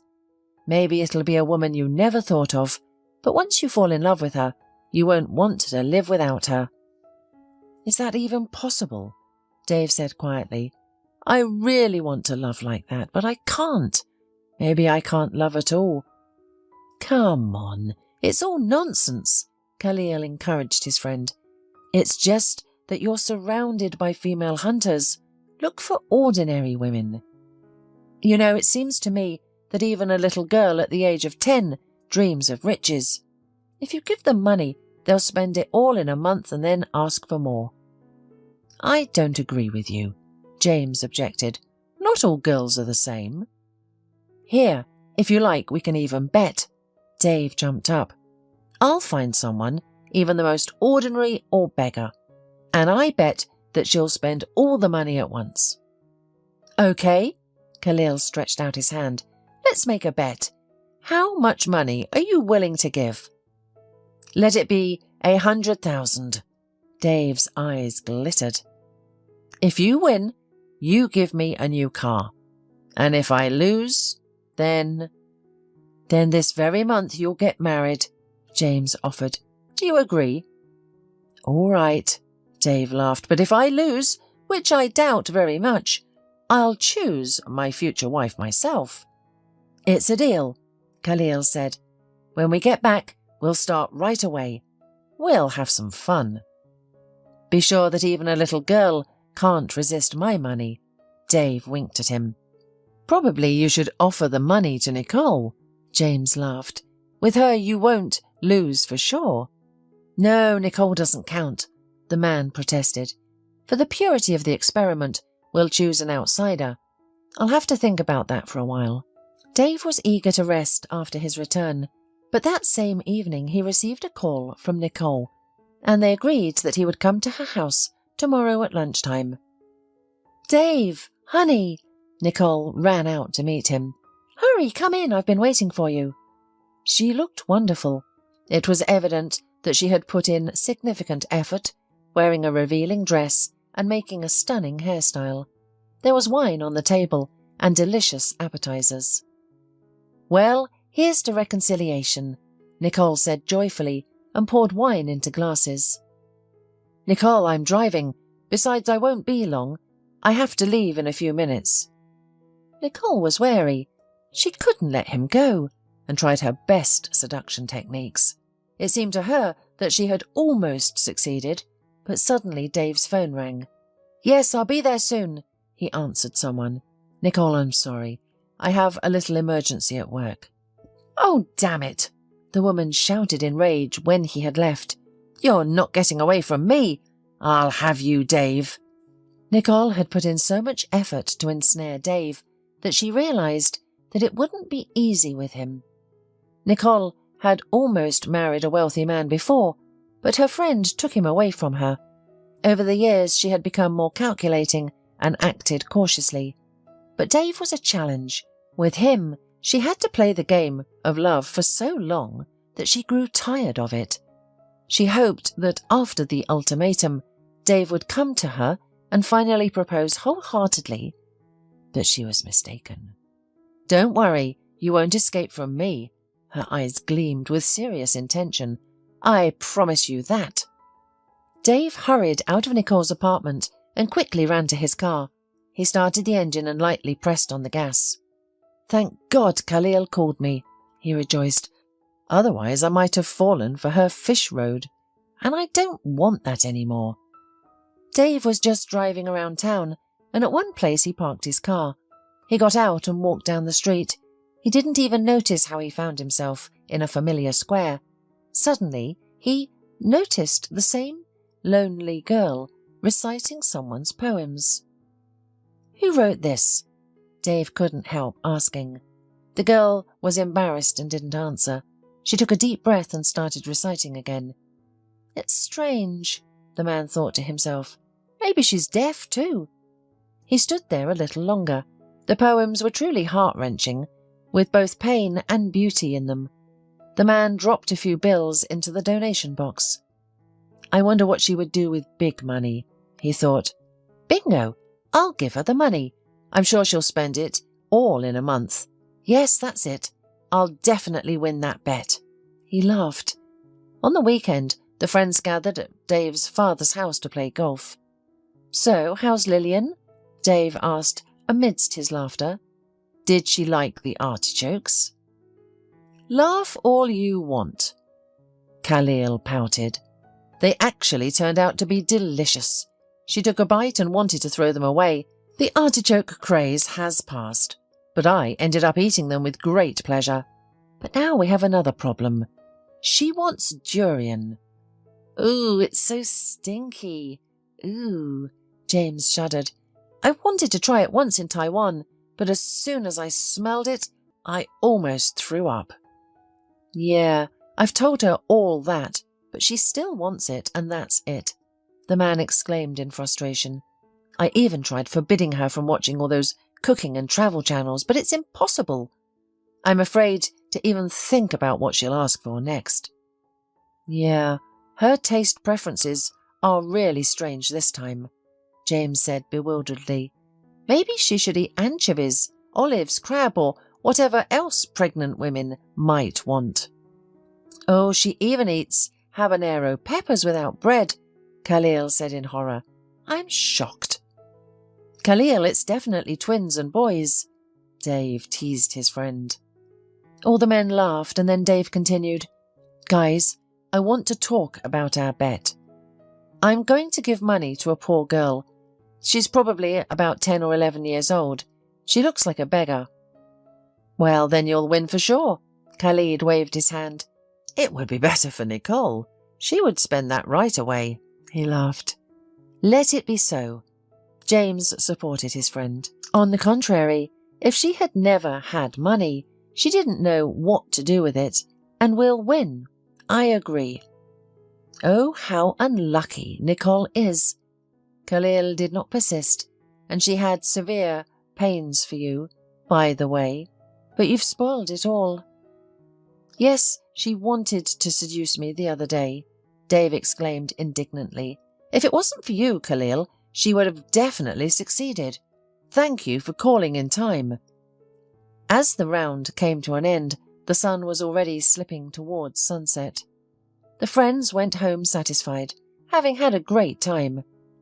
"Well, how are you going to give her the money?" Khalil asked curiously as he got into his car. "Yes, she might think we're some kind of crooks. We need to find a way to approach her, but not in a deceitful manner," Dave said calmly. "I'll tell her that I want to help her, that I've been listening to her poems for a long time, and that I like them. Let's approach her together first, and then we'll decide." It was Sunday, and people were walking around. Considering the danger of giving such money to a little girl, the friends decided to assess the situation first before deciding. Then, slowly approached the square, where a few people were already standing and attentively listening to the child. "The performance is really impressive. Probably one of the classics," Khalil whispered. "Yeah, and she has a powerful voice that pierces the skin," James said. The beggar girl recited a few more verses before stopping. Someone clapped, and after expressing gratitude, they threw money into the box. The girl reached for water, took a small sip and rested. "Well, that won't work," James finally said.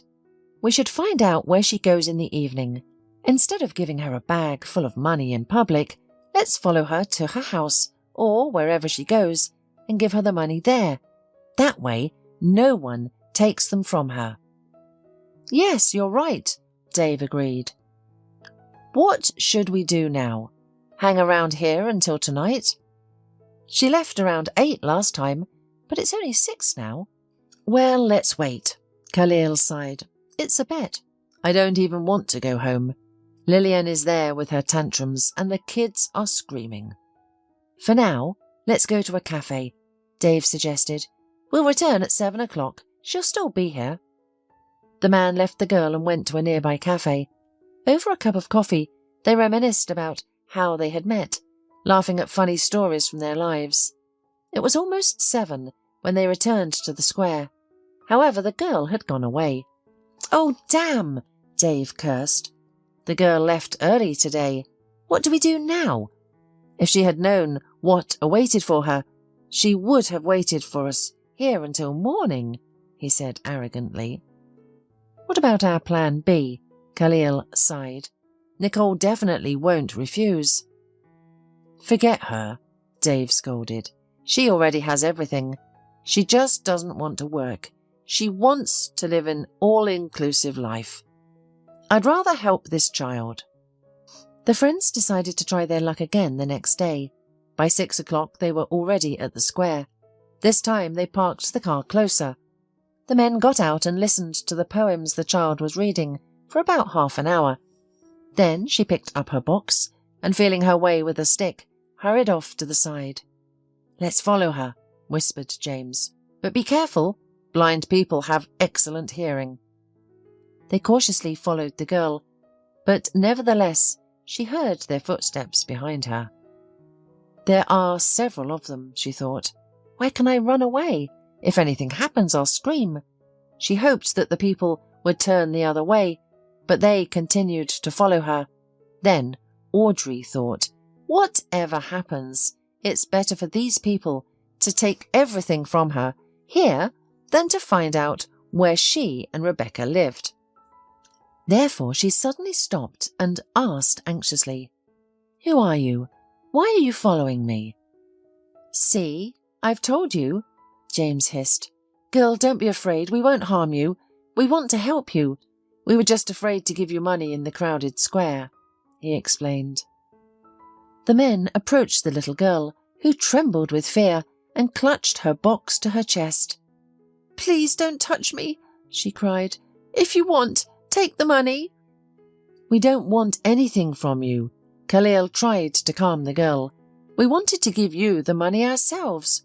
We want to help you. We just didn't want anyone to notice." "Here, take it." Dave held out a bag of money. "Just to be careful and hide it at home. You'll have enough for food and clothes. We are wealthy people, so it won't cost us anything." The little beggar nervously shifted her hands. She felt the bag she was given, said, "Thank you," and walked away. "What's your name?" Dave shouted after her. "Do you have a name?" "Audrey." She paused for a second and quickly walked away. "Oh my goodness, I've never thought that I would be chasing someone to give them money." James wiped his face. "It's already the other way around." "Yes, an indescribable experience," Dave agreed. "And I feel sorry for the child. She was so frightened that I wanted to hug her. Poor girl. Does she live alone? Maybe we should have accompanied her." "You've seen how scared she was." "I don't think she would have wanted that," James said with annoyance. "It broke my heart. We live without any problems, not knowing any hardships, while she can't even afford bread." The friends returned in a sombre mood. On one hand, they felt like they had done a good deed, but on the other hand, they realized it wasn't just a game. The girl looked so pitiful that it stirred strong compassion in the friends, and they couldn't shake off the feeling for a long time. "Guys, I want to follow her," Dave suddenly said. "What if some gypsies are forcing her to beg, or if she has an abusive father? It's not about the money. I'm worried about the child now." Meanwhile, Audrey approached the house. She clutched her bag to her chest and hurried down the steps to the basement. "Rebecca," she said quietly, "look what's in this bag." "Audrey, where did you get that?" said her sister in amazement. "There's money in here, lots of money. What happened?" "Today I was chased by some people," the girl fearfully recounted. "I realized from their voices that there were 3 of them.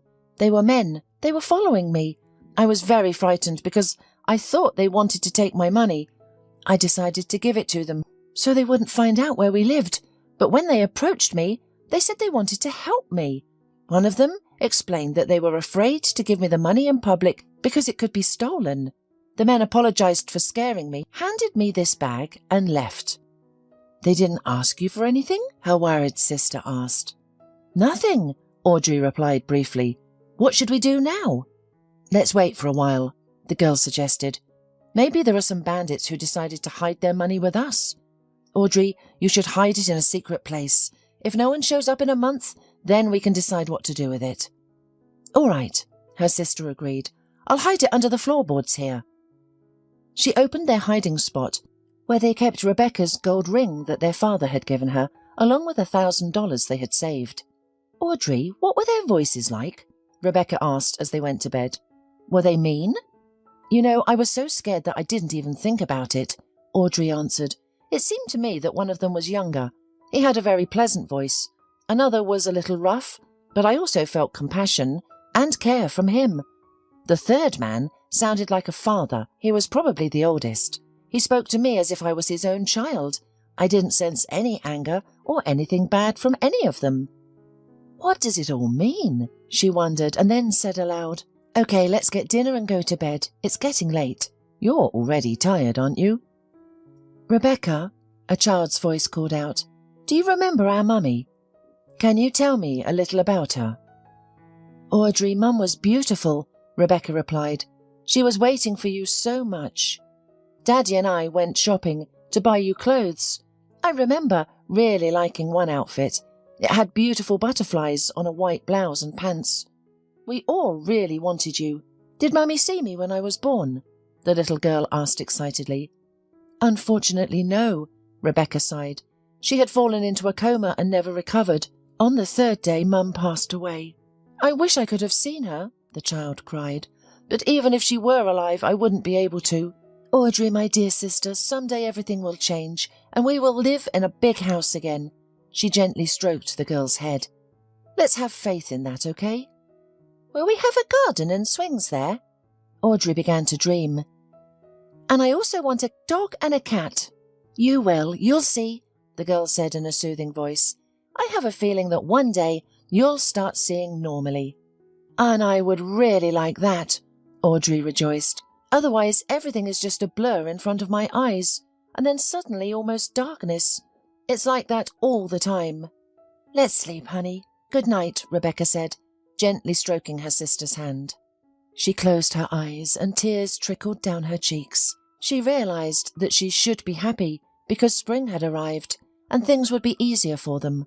But unlike Audrey, Rebecca was an adult, and she knew that someday winter would come again, and they would freeze from the cold once more. The girl remembered her mother and father. Rebecca, come on, hurry up, her father urged her, or you'll be late for school. Rebecca finished her breakfast with no enthusiasm, grabbed her backpack, and slowly made her way to the car. If only I didn't have to go to that stupid school then, she said resentfully. I could spend the whole day writing poetry. At the age of 8, a young genius awoke within Rebecca, and she tirelessly wrote all the time. At first, her parents didn't pay much attention to it, but one day, when her mother was cleaning her room and found her writing diary, the woman was shocked. Bernard, read this, she said in amazement. It's outstanding. The man took the notebook in his hands and began to read. His eyes widened more and more.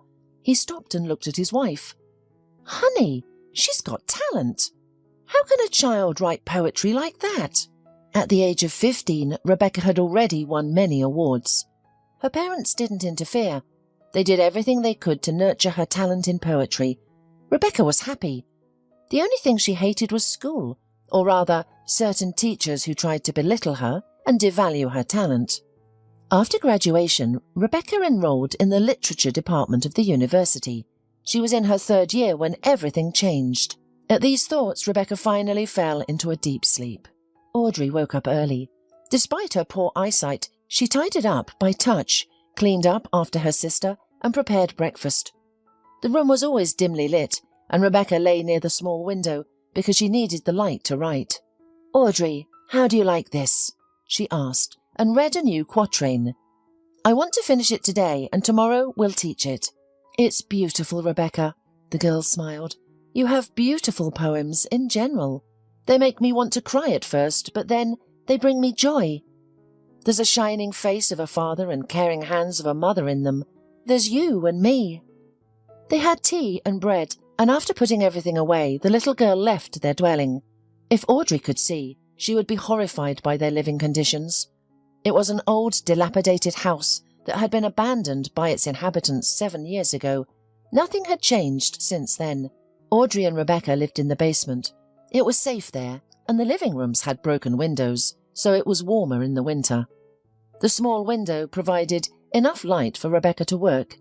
Surprisingly, they discovered that an electrical outlet, which served some technical purpose, still worked, allowing them to have hot tea. Once, Audrey found a teapot among the old unwanted items placed by the trash cans and brought it to Rebecca. The girl was overjoyed because their second winter in this basement was easier with it.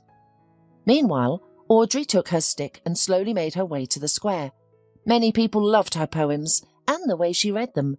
If not for her poor eyesight, she and Rebecca could have collected enough money to rent an apartment a long time ago. However, Audrey was often stolen from.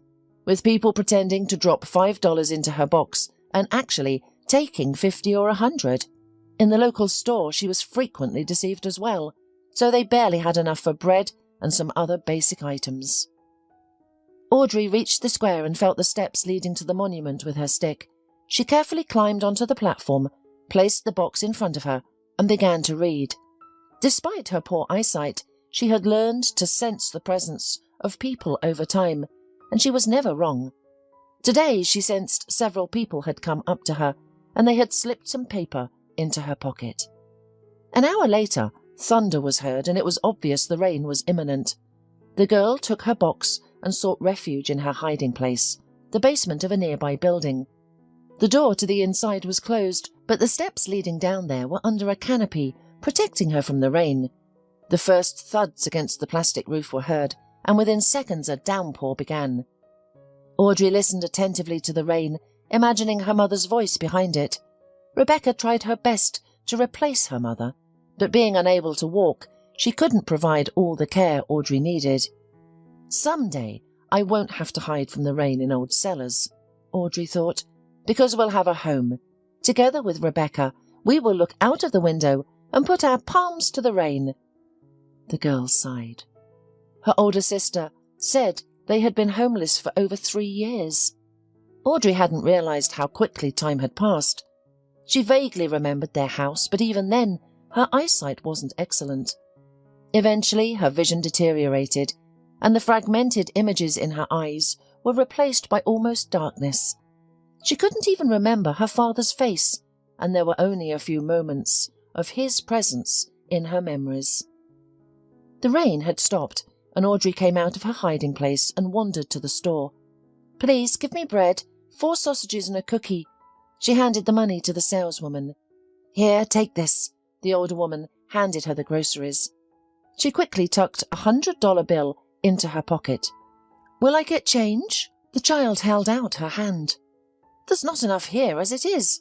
I gave you sausages at my expense," said the saleswoman, contrived. The girl thanked her and left. She was already approaching the house when it started raining again. Audrey was soaked. She changed into some rags and took her clothes and some of Rebecca's things out into the rain. That's how they did their laundry. After the rain, Audrey rubbed the clothes a little, wrung them out, and hung them on a rope. "Well, let's eat," rejoiced the girl.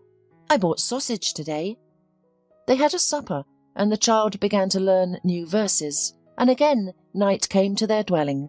Today Audrey did not feel like talking, and she fell fast asleep. Rebecca, as usual, could not sleep for a long time. During the day she rarely thought about her parents. She often had inspiration at this time, and the girl used to write. But when night came, she suffered from loneliness, from what had happened to them. I don't know whether it is the result of birth trauma or a doctor's mistake, but the girl has improper impulse transmission to the retina, the doctor said when he was asked why Audrey had visual problems. Unfortunately, this can only be solved by surgery. "I agree," the father rejoiced. "I'll pay for the surgery. Just help her see properly." "It's not so simple. She should be at least 5 years old." The doctor looked at him. "It's impossible to do the operation sooner." "5 years?" the father said in shock. "Oh my God, so we have to wait more than 3 years?" Audrey had been almost blind since birth because of a complicated birth, and the death of his wife. Their father, Bernard, devoted all his time and attention to his daughters. From his youth, he turned out to be a smart guy. He was first an assistant master for repairing household appliances. Then he mastered electronics and opened his own small business. A few years later, he bought a house in a suburb. By this time, he had already been married, and his daughter Rebecca was a pupil. They did not live richly, but not poorly either. They had everything they needed. To the great amazement of her parents, Rebecca discovered a talent in her early childhood, and they encouraged it in every possible way. When she was 14, her mother became pregnant again. It was an event the whole family had all been waiting for a very long time. Rebecca dedicated poems to her little sister all the time. I wish I could turn back time, Rebecca whispered through her tears. Daddy, Mummy, I love you so much. It began to rain and the girl finally fell asleep. She often had the same dream, standing alone on a bridge. Suddenly, someone called out to her. She turned around and saw her parents walking towards her. Rebecca, come on, stop it. Her mother wiped her tears. Unfortunately, we can't stay with you for now, but you won't be alone. We will send our good friends to you. They will help you. Mum, please don't leave us, screamed the girl as her parents began to disappear. I love you so much. Your love will come back to you, daughter, came her father's voice. I know he's a good man. He'll take care of you. I've already told him that. Daddy, Rebecca ran after the ghosts. Who is he? The girl woke up and wiped the sweat from her face. Rebecca had had this dream so many times before. But each time she had strong feelings. Audrey, she pronounced, have you got up already? I'm here, Rebecca, came the child's voice. I thought I'd clean up while you were still asleep. I'll put the tea on now. Audrey, I beg you, said the sister. If you feel the rain starting, hide at once. Stay at home today. Let's take today off. Rebecca, don't worry, I'm fine. The little girl brushed her sister's arm. I'll rest in the fall and winter, and while the weather is nice, we have to work. Audrey, despite her age, was more pragmatic than her older sister. She had little hope of a miracle. She realized that if they managed to raise the money for the operation, then they would finally get out of here. That was her fondest dream. Rebecca, I'm off, shouted the girl and tapped her stick on the wall. Today was Sunday, and Audrey was having a pretty good day. She could feel people standing near her, and someone kept coming up and throwing coins into her box. By lunchtime it was very hot, and people had dispersed. The girl sat down beneath the monument. Suddenly she felt something soft. Is it you, Archie? Said Audrey, and stroked the stray dog. You've been gone a long time. Have you been busy? Archie barked happily, answering her yes. Then he put his paws on the girl's hands and nuzzled her. The girl stroked him lovingly. You're such a hard worker, laughed the girl. Of course you didn't have time for me. You and your buddies have been running around the junkyards, haven't you? The dog stood near Audrey for a while longer, barked and ran away. Archie had never asked her for a treat. Probably the dog knew that the girl's life wasn't much different from his. Only she had one big disadvantage compared to Archie. She couldn't see very well, and most of the time she literally couldn't see at all. Today Archie came running, Audrey said cheerfully to Rebecca when she got home. Well, how's he doing? Her older sister laughed. Probably he's been out with his buddies. Unfortunately, he didn't answer that question for me, Audrey laughed. He always keeps quiet when I ask him that. Now I shouldn't expect him back before a week from now. Rebecca took the whole day today, away from thoughts of the past, but by nightfall they still caught up, with even greater force. Dad, someone's here, she said, looking out the window. There's some kind of car parked near us. I'll go and see, her father replied, and threw on his full jacket. Rebecca looked out the window. She saw a woman hugging her father. He put her arm around her and stroked her head. 5 minutes later, they walked into the house together. Rebecca, meet your distant relative. The father introduced the guest. You can call her Aunt Krista. She has some serious problems right now, so she'll live with us for a while. The girl didn't like this relative right away. The aunt had a fake squeaky voice and hid her smoking habit from Rebecca's father. She only treated the girls well in the presence of their father. But when he was away, Aunt Krista would yell at the children and even swing her fists at them. After a few months, Rebecca realized that Aunt Krista wasn't going anywhere. Dad, I can't continue like this, she screamed. Either she leaves our house or I do. Rebecca, darling, just 1 more month, her father pleaded. She'll have her own place in a month. She's already submitted all the necessary documents. Rebecca was almost 19 years old at the time, and she sensed that something was off about this situation. Aunt Krista claimed that her house had been seized for non-payment of the loan. She said that she couldn't find the money right away, and now she had to wait a few more weeks for her case to be resolved. Dad, 1 month and that's it, Rebecca said angrily. She treats Audrey badly and behaves herself like at her own home. One day in early December, Aunt Krista left in the evening without saying anything to anyone and did not return until the next morning.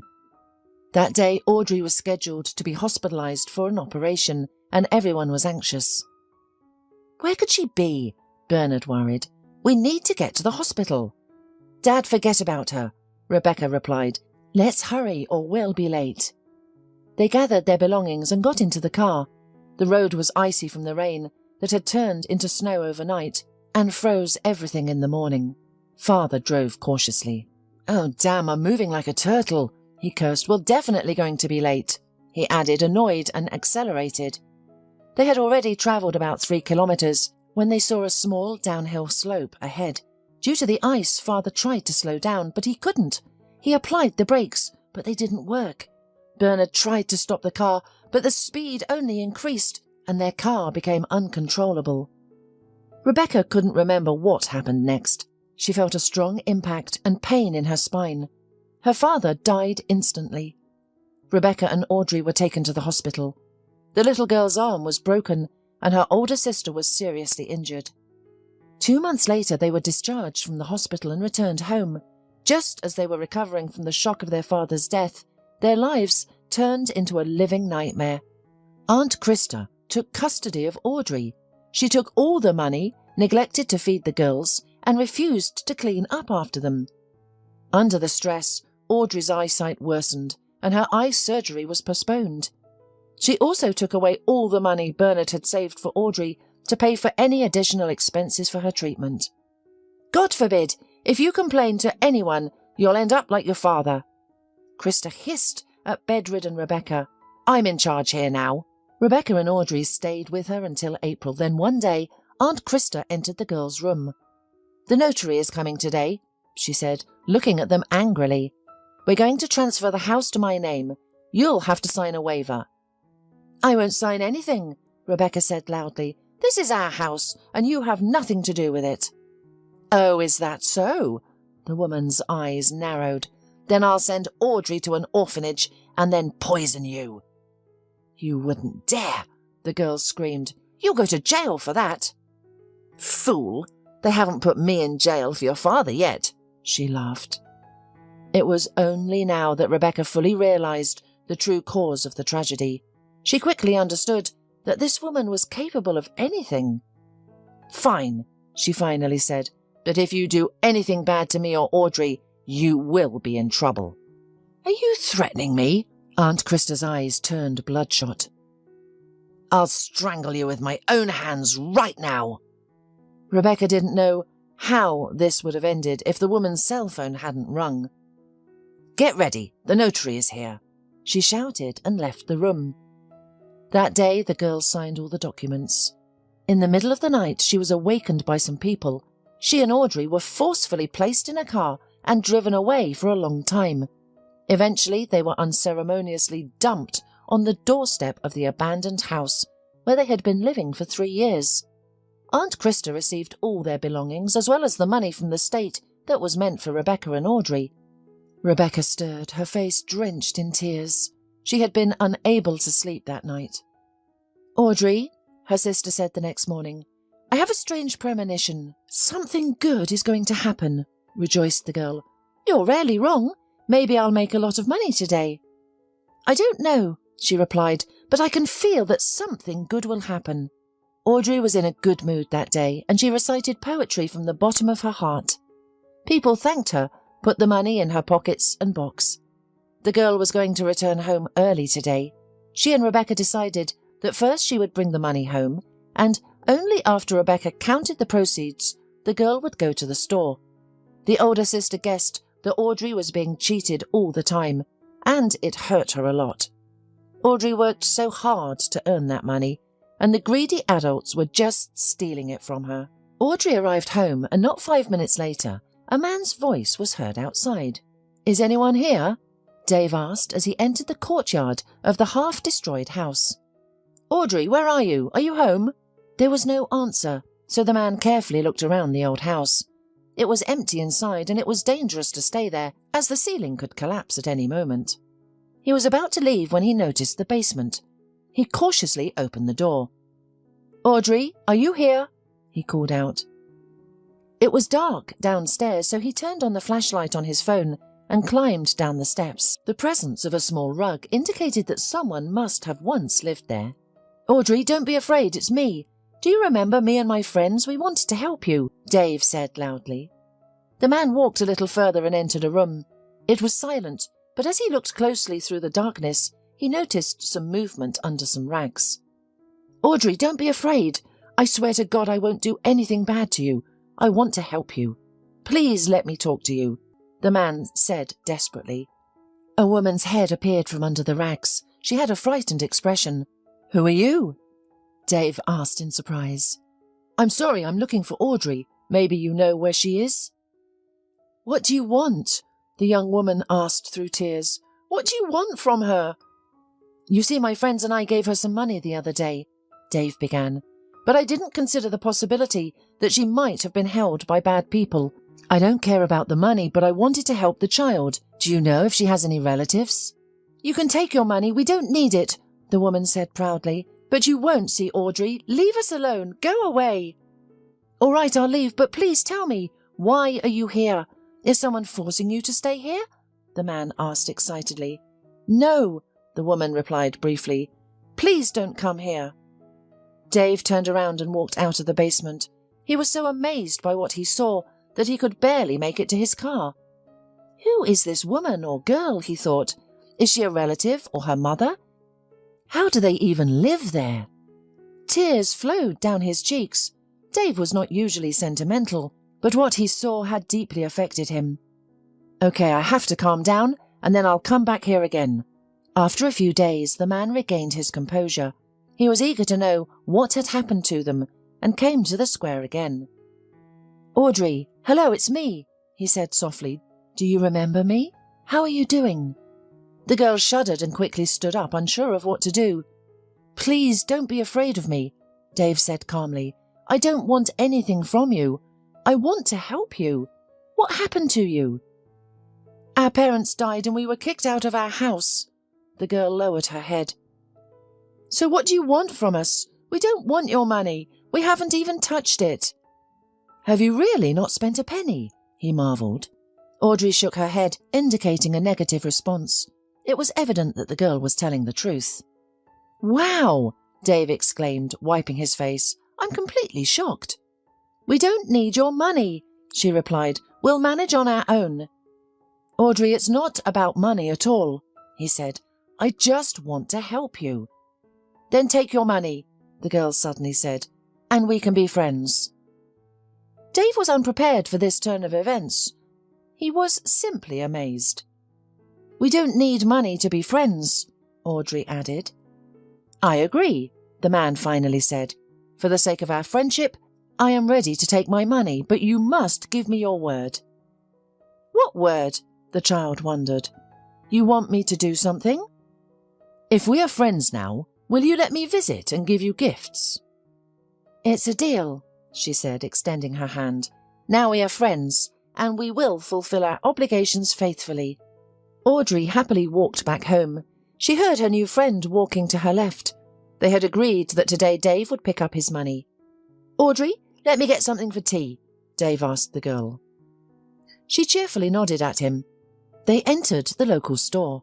Seeing the girl accompanied by a respectable man, the saleswoman, who often underpaid the girl's change, perked up. "Good afternoon," she said cheerfully. "You must be a relative of this girl. I help her so often. If you need anything, come by. We're always glad to see you." "She seems strange today," the child said in surprise. "She never even said hello to me. At first, she even kicked me out of the store, but then she started serving me." "Well, you see what a good friend I am," Dave laughed. "With me, you won't have any more problems." "I'll go in first," Audrey requested when they approached her dwelling. "I'll explain everything to Rebecca, and then I'll call you." The girl left and was gone for a very long time. Dave was about to enter without an invitation, but then the cellar door opened and Audrey appeared. "Let's go. I told her everything," said the girl contentedly. "She is no longer afraid of you." Dave entered a room that was already familiar to him. The girl was sitting with her back to the window, writing something on a piece of paper. "Hello," Dave greeted. I apologize for coming uninvited. And if I die today, Rebecca wrote in her dictation. Wait a minute, inspiration struck her, whispered Audrey. So she has to write down her poems. So it's her poems that you've been reading in the square, he exclaimed excitedly. Oh my goodness, it's difficult to believe. Uh-huh, Audrey replied quietly and tapping her stick lightly, walked towards the old table. Hello, the young woman suddenly said. Audrey has told me everything. Take your money, you can even count it. We didn't take anything. Honestly, we don't even know how much is there. Haven't you even counted it? Dave said in shock. There were 100,000 there. I thought perhaps it would be enough for you to rent a more suitable dwelling than that. Maybe I'll leave the money to you after all. Well, no, we don't need that kind of money. And besides, money can't buy friendship, Audrey chimed in. I'm sorry we don't have the best conditions, but if you like, we can have tea. Thanks, but I need to go, Dave replied and wanted to say goodbye. Can I visit you? Of course you can, Audrey said cheerfully. Rebecca, do you mind? The young woman was embarrassed and didn't know what to say to her sister. Rebecca, I'd like to read your poems, Dave suddenly asked her, if you don't mind. Rebecca nodded in agreement. See you soon. By the way, my name is Dave. Sorry I forgot to introduce myself, the man said and went away. Audrey, what was that? Rebecca said in shock when the man left. Who is he? I don't know, the girl shrugged, but he's so warm. I believe him, Rebecca. I'm so scared. I'm afraid I'm wrong, the older sister said excitedly. Rebecca, let's start trusting people again, shall we? Audrey replied maturely. Dave began visiting the sisters. Dirt and poverty didn't disgust him. His new acquaintances became so dear to him that he began to perceive them as an integral part of his life. Well, how's it going with our bet? Khalil asked his friend. You have 1 week left. Khalil? James? I lost on the same day. Dave smiled enigmatically. What do you mean? James said in amazement. Hasn't she spent all the money yet? They gave me back every penny in just a few days, he said contentedly. They? The friends asked in unison. Are there a lot of them? They are Audrey and her older sister, replied the man calmly. The poem the girl reads is written by her older sister. Unfortunately, she can't walk. Her legs are paralyzed. What a thing! James scratched his head. Did they really not spend a penny? Yes, Dave said. I was shocked myself. Audrey offered me true friendship in exchange for my money, and I agreed. And I don't regret it one bit. I'm real friends with them, just like I am with you. And how old is the eldest? Khalil said with interest. Judging by your shining eyes, there's probably more than just friendship there. She's a little over 20. Dave blushed, but as pure as the blue sky. Well, it's all clear with you, James sobbed. Probably she's the best girl in the world. Well, I mean to you. Yes, Dave replied briefly. I think I've fallen in love with her. And for a long time. Maybe forever. Hallelujah! Khalil raised his hands in the air. Did it really happen? Guys, I don't know what to do, Dave said suddenly. How do I get them out of the basement? They just might not agree. What happened to them anyway? James asked excitedly. Their mother died during childbirth. The girl suffered a birth trauma and has been visually impaired since birth. She was not allowed to have surgery until she turned 5 years old. However, by that time, her father's half-sister had moved into the house. Or rather, she was nobody at all to him. His mother married an alcoholic like her, and then he revealed that he had a daughter, Krista. For years, that daughter lived her life. When her house was foreclosed, she remembered that she once had a so-called brother. From what I understand, this woman staged an accident and tampered with the brakes of the girl's father's car. The man died on the spot. I think she expected to inherit everything after the death of all the family, since she was the only one, albeit very distant, claimant. However, it didn't work out, so Aunt Krista made Rebecca sign a waiver for all the property, threatening to poison her and put Audrey in an orphanage. Oh my goodness, is that really possible? James exclaimed. It's like watching a thriller. Why wasn't she put in jail? It's obvious. James, they didn't want to deal with it, Khalil sighed. They simply wrote that the brakes failed due to technical reasons during the trip. Do you know how many cases like this happen? They only investigate when the person involved is famous or there's money involved, or when relatives constantly hound them. Well, Dave, James sighed. Shall we take them away? I'll ask Dr. Callan to examine the girls. If they don't want to live with you, we'll find them a simple apartment. You should be accurate with them, otherwise they'll run away from you. It's not easy to return the victims to normal. Talk to Rebecca, James suggested. Tell her everything as it is. If she also cares about Audrey, she will agree. Yes, you're right. By the way, I lost the bet, and I have to get married in a month, the man said calmly. If anyone will be my wife, it will be Rebecca. With Nicole, I want to finally break off the relationship. Frankly, I'm fed up with her. Yes, that's the right decision to leave that gold digger, Khalil replied angrily. That woman is cunning. Khalil, I don't care about her. His friend waved his hand. I need to think about Audrey and Rebecca. By the way, have you told your parents anything yet? James asked curiously. Yes, I talked to them yesterday, Dave answered. My dad is shocked, of course, but he doesn't mind. Mum, in general, wants to take them in. The friends agreed that in a few days, Dave would offer his help and a new place to live to Rebecca and Audrey. That day, the man was very excited. Dave, I'm so happy they've come, Audrey shouted joyfully upon hearing his voice. Rebecca is waiting for you. She's written a beautiful poem about you. Dave felt very embarrassed this time. He didn't know how to explain everything. He lacked the courage, and after half an hour he left. What an idiot! He scolded himself getting in his car. I'm such a coward. I can't even look at her, and my friends call me an experienced hunter. Engrossed in his thoughts, he didn't notice that someone was watching him closely from afar. What was he doing there? Nicole asked herself in amazement. It's so creepy. Is he mingling with the homeless?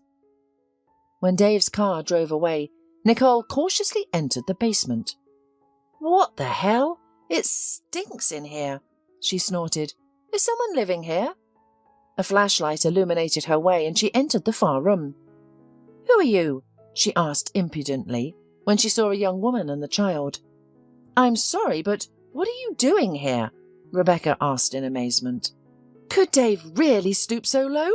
Nicole shouted in disgust. Is he sleeping with a beggar? Who are you? Rebecca said loudly. And I'm asking you again, what are you doing here? I am Dave's wife, she declared angrily, and now I know who he's cheating on me with. There was and is nothing between us, Rebecca said proudly. Go away. Do you know who I am? Nicole shouted angrily. I'll throw you out of here today. Do you really think Dave will fall for someone like you?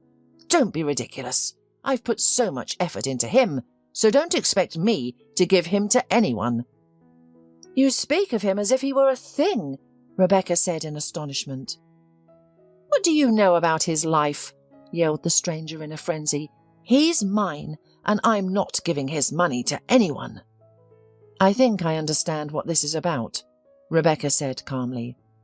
This isn't about Dave at all. You don't care about him. You want his money. Yes, I don't care about him. He's just a lame dog in my hands. As for you, I'm going to destroy you. That's enough, Nicole. Dave came out of the next room. You've already said enough. Go away. Dave, my love. Nicole coquettishly approached the man, trying to fix the situation. I love you so much. Get out of here, Dave shouted at the top of his voice. I don't want to ever see you again in my life. It turned out that after driving a few kilometres, Dave decided to go back and talk to Rebecca. Hearing the quarrel, he was watching the scene unnoticeably. 2 years passed. Come on, sit down. Dave's father invited the guests to the table. My favourite friends. It's been so long since we've seen each other. Let's remember what happened during this time and celebrate together. There was a huge table outside, and the guests began to sit down. It was June, and the evening brought a slight chill. Khalil, Lillian, Let's start with you, friends. Dave's father said loudly, "We congratulate you from the bottom of our hearts on your triplets. What you've done is a miracle. James, there's just one little push left, and you will have your personal football team." Dave burst into laughter. "For God's sake, please tape your son's mouth shut," Khalil said pleadingly to Dave's father. "Julie, James," continued the elderly man, "you are such a hero. On the 4th attempt at IVH, but you did it. Guys, from the bottom of my heart, I congratulate you on your twins." Everyone looked at the double stroller where the infants peacefully slept, undisturbed by any cries or noise. "Our daughters all look like their daddy." "Really? My darling," Julie said affectionately to her husband. "Now about you, my dear Dave and Rebecca." The elderly father couldn't hold back his emotions and cried, "How long I have been waiting for this moment. I've never imagined that one day someone would call me grandfather, but in a month I will be cradling my first grandchild." Rebecca gently stroked her belly and kissed her husband. Unfortunately, she still had a limp in one leg from the surgery and walked with a stick, but it did not affect the baby in any way. But that's not all. After taking a sip of water, the master of the house continued, "Friends, one of the best publications in our country has published a book with Rebecca's poems. My girl, they are outstanding." The man approached his daughter-in-law and kissed her hand in appreciation. "All the best things I've written have come after meeting Dave," she said. "He is both my inspiration and my guiding star." And finally, Dave's father said after a brief silence, "Excuse me, I can't help but praise myself. Audrey, come here." The girl was playing with Khalil's children and quickly ran up to the adults. "So, ladies and gentlemen, allow me to present the winner of the junior golf competition," he proudly announced. "Audrey took second place. She is my hope and joy. I have never met such a talented child. To achieve such a result in just a year, she has already beaten me several times. Audrey doesn't just love golf, she adores you too," Rebecca laughed. "If only you knew how she prepares for your lessons." In those 2 years, the girl had undergone 3 surgeries to restore her eyesight, and the doctors were waiting until she turned 15 to observe her during her teenage years. Only then could they say that Audrey was completely cured. Dave was looking at everyone with joyful eyes. He had already become so accustomed to his new life that he no longer understood how he had lived before. "Who would have thought that because of our stupid bet my fate was decided?" he thought. "Back then I was like an arrogant boy who looked down on ordinary people. I believed that money made all the difference, but I'm so glad I was able to change. Now I have a long-awaited family, and most importantly, I realized that I am capable of true love." Alan entered his office, which had become his second home during his years of working at the hospital. Here he always felt in his place. Alan's work was challenging, but interesting and incredibly important. He had now become the head of the neurosurgery department at the Children's Hospital, but he had started as an ordinary surgeon. Alan remembered his first solo operation vividly. His heart was pounding and his hands were trembling as he stood in front of the operating room. As a young doctor who had just finished his internship, he was afraid of making a mistake. It felt as if the 8 long years of study had been in vain. He questioned his ability to perform surgery and doubted if he had the courage for it. However, as soon as he stepped into the operating room, his anxiety vanished. Before him lay an 8-year-old boy who had been in an accident with his parents. The adults had minor injuries, but the child had a serious head injury. He had a hematoma in his head that needed immediate removal to prevent catastrophic consequences, and only Alan could help the young patient. At that moment, the young surgeon felt a surge of confidence. The fear had dissipated, replaced by a clear plan of action in his mind. The team awaited his instructions, and with a nod, they began the operation. They worked together seamlessly, like a well-oiled machine. Everything went smoothly, just like in a textbook. The boy recovered quickly after the operation. Alan often smiled as he observed the little patient running around the hospital corridors with other children. The child had a long and happy life ahead of him. It was a relief to see that, but the thought of what could have happened was terrifying. Alan often wondered, what if that first operation had been a failure? Success in surgery was not always solely in the hands of the doctors. With more experience now, Alan knew that sometimes the gravely ill could be healed, while others, with seemingly less critical illnesses, would sadly pass away. The reasons behind these outcomes remained a mystery. Perhaps higher powers had their own plans for each individual. Alan quickly gained recognition as a talented young surgeon. It was flattering, of course, but the true joy came from the sincere gratitude of the young patients and their parents. When he looked into their happy eyes, Alan felt a warmth and lightness in his heart. He knew that he had a purpose in this world. Of course, there were also tragedies. Sometimes Alan could foresee the unfortunate outcomes in advance. Each time, it shook him to the core. However, he understood that he had done everything within his power. The young surgeon preferred to give his patients a fighting chance, even when other doctors had given up on them. He took on the most difficult and seemingly hopeless cases. Sometimes he succeeded in helping people, but sometimes, unfortunately, he couldn't. Nevertheless, Alan fought for each of his young patients until the very end, so that he wouldn't be tormented by guilt and regret. Alan didn't remember every patient, but some of them had left a lasting impression on him. It wasn't always the complexity or uniqueness of the cases that defined his memory. Rather, it was the personal connections that formed between the doctor and the patient during their treatment. For example, Alan would never forget Brenda Smith. The girl had been brought to the hospital from a distant district when she was almost 10 years old. He vividly recalled the moment he first saw her. The patient's condition was severe, evident even before he had seen her medical records. She was thin, pale, with bruises under her huge grey eyes. Her arms, as thin as twigs, rested on the blanket. "Hello, Brenda," Alan said with a smile as he looked into the patient's card. "You have such a wonderful name." "Good morning," she politely greeted, her weak voice slightly slurred. It was evident that the tumour had already affected her speech centre. She lived with her parents and younger siblings in a simple, not-so-wealthy family in the village. 6 months ago, she started experiencing dizziness. Then her condition worsened.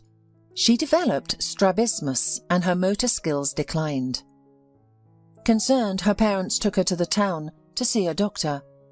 Alan was well aware of the limited medical resources in regional towns.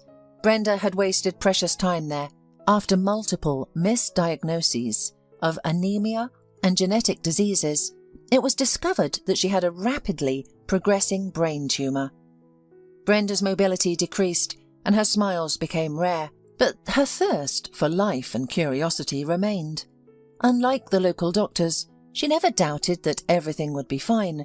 During their first meeting, she confidently told Alan that once she recovered, her parents would take her to see the sea. Having never seen it before, she eagerly asked Alan to cure her quickly so she could finally go on the trip. Alan understood the complexity of Brenda's case. The tumour was exerting pressure on various parts of her brain, and without immediate surgery, Brenda's dream of seeing the sea would never come true. It took several days to prepare for the operation, during which Alan and Brenda developed a genuine friendship.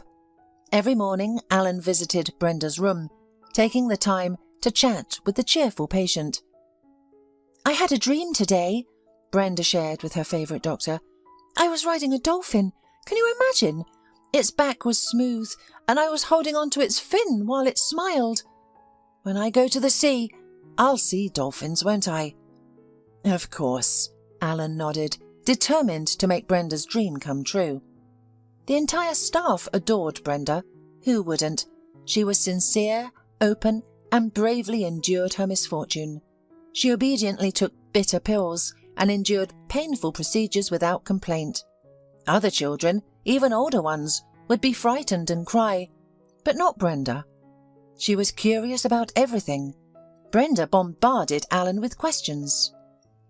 How do you diagnose someone's condition through blood? What's that thing hanging around your neck? Is it a stethoscope? How do you perform brain surgeries? Isn't the skull hard? Alan carefully answered each question, choosing his words to make them understandable to a 10-year-old. Brenda eagerly absorbed every word, her grey eyes burning with curiosity. Alan's heart ached at the sight of this tiny child, unable to walk or even sit up, with a weak voice and a thin body. What kept her soul alive? And yet, how much energy and curiosity she possessed. One of Brenda's questions caught Alan off guard. Why did you decide to become a doctor? She asked one day. The man smiled, feeling a bit embarrassed. Brenda unknowingly took him back to the past, to the most difficult and terrifying period of his life. Alan was 14 at the time, and his brother Paul was 8. Alan adored his little brother, but it wasn't love at first sight. Initially, Alan couldn't understand why his parents needed another child when they already had him. He was a perfect child, excelling in his studies, keeping his room clean, and obeying his parents. So why did they need this little intruder, demanding all their attention and energy? It was painful for Alan to see how his mother smiled at Paul's every gesture.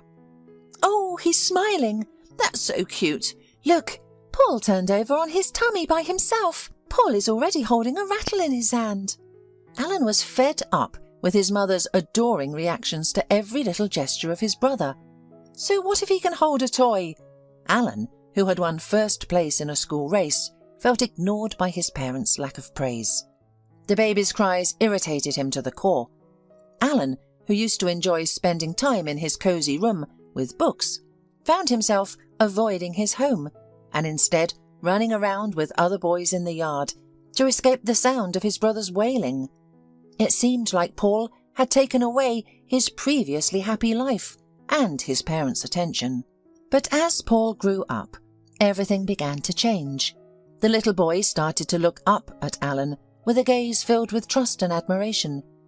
At first, Alan tried to ignore it, until one day Paul burst into tears when his tower of cubes fell apart.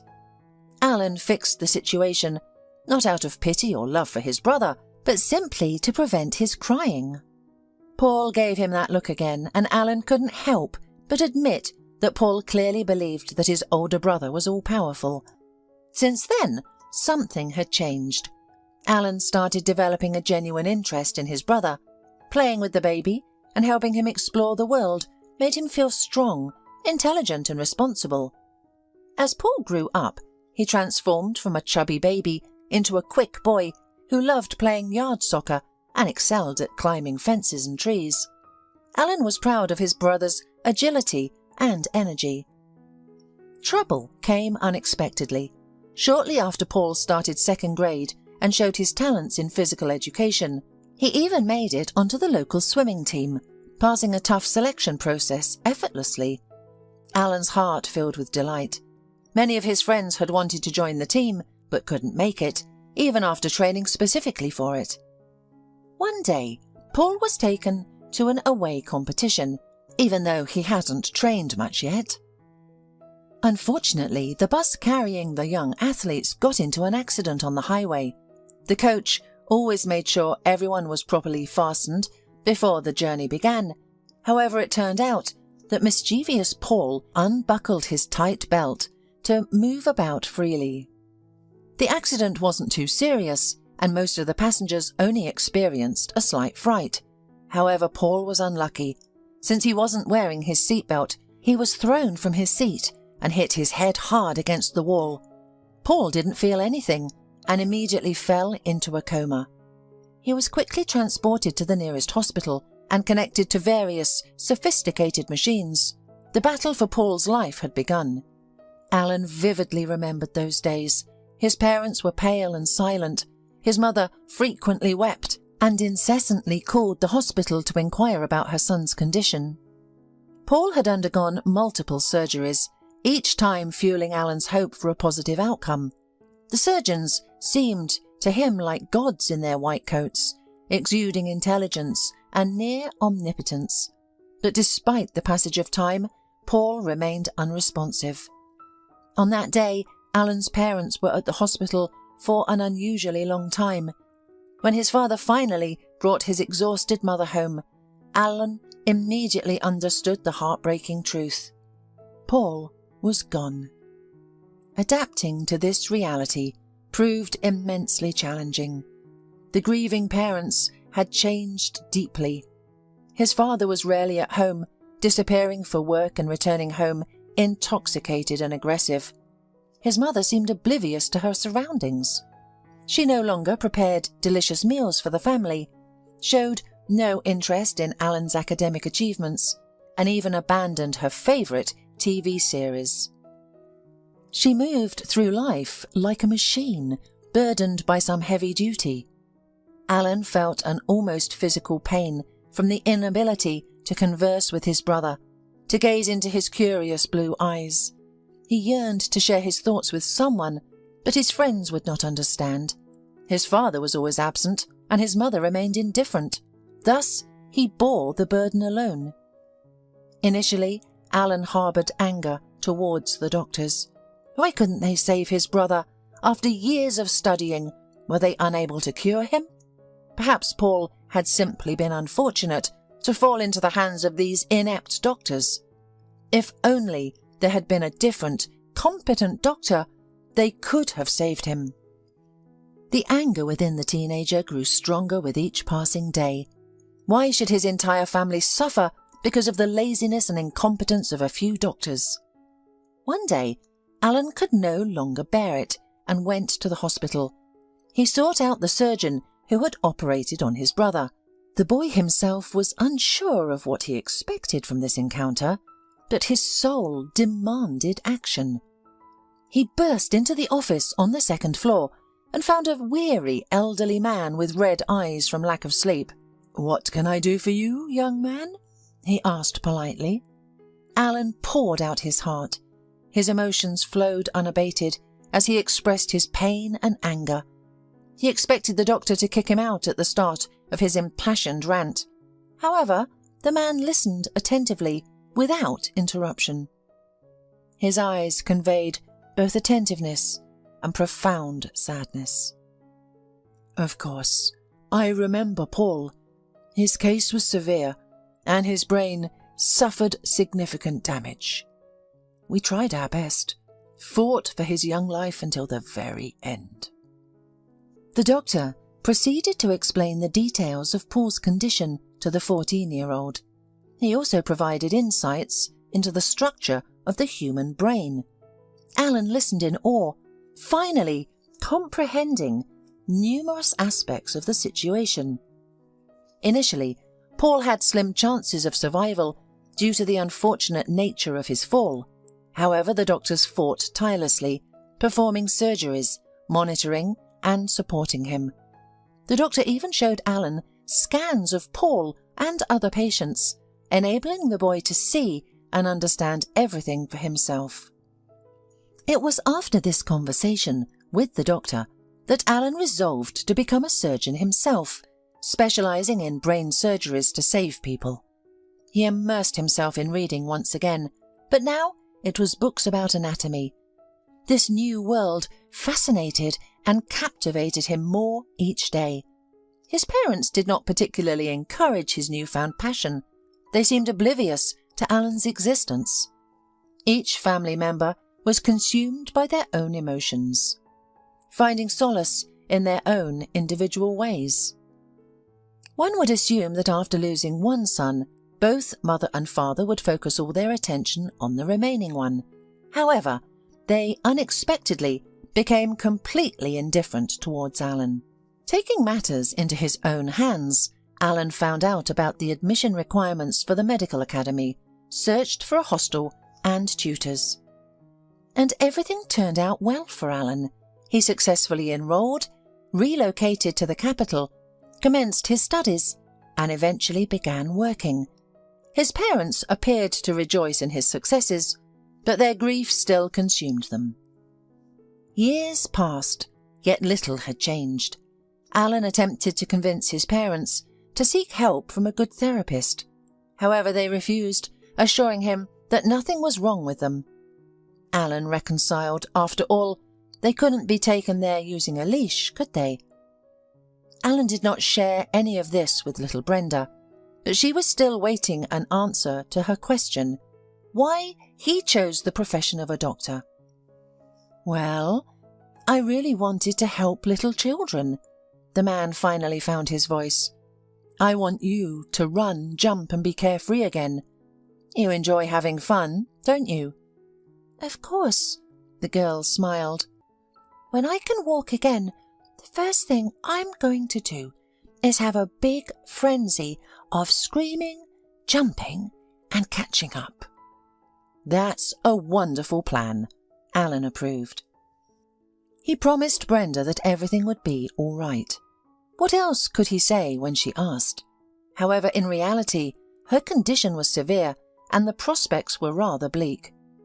Alan truthfully informed Brenda's parents about the risks involved in the surgery. They listened calmly without shedding tears, having hysterics or making threats. Aggression? This was not uncommon among parents of challenging patients, and Alan understood these mothers and fathers.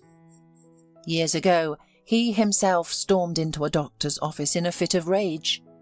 People who are losing or have lost a loved one always seek someone to blame. Yet Brenda's parents remained strong.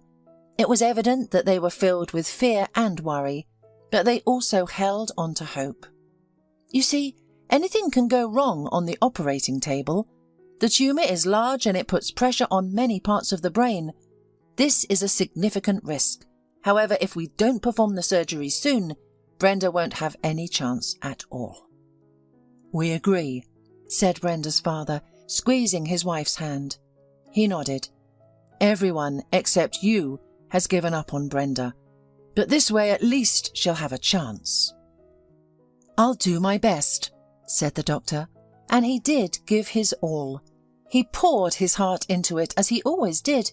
He worked meticulously, careful not to touch the healthy regions of the brain. Challenging tasks always motivated and energized Alan, and this time was no different. Brenda's tumour presented a formidable challenge, but Alan skillfully removed the tumour, leaving no trace of it. Now, all that remained was to wait. Were any critical brain areas damaged during the operation? The answer would only become clear once the girl emerged from anaesthesia. Alan stayed on duty throughout the night following the operation. He spent a few hours organising paperwork before resting on the couch. He was awoken by a gentle knock on the door. "Brenda is awake," the nurse informed him. "Thank you," Alan nodded. He tried to remain calm, although his heart pounded in his chest like a trapped bird.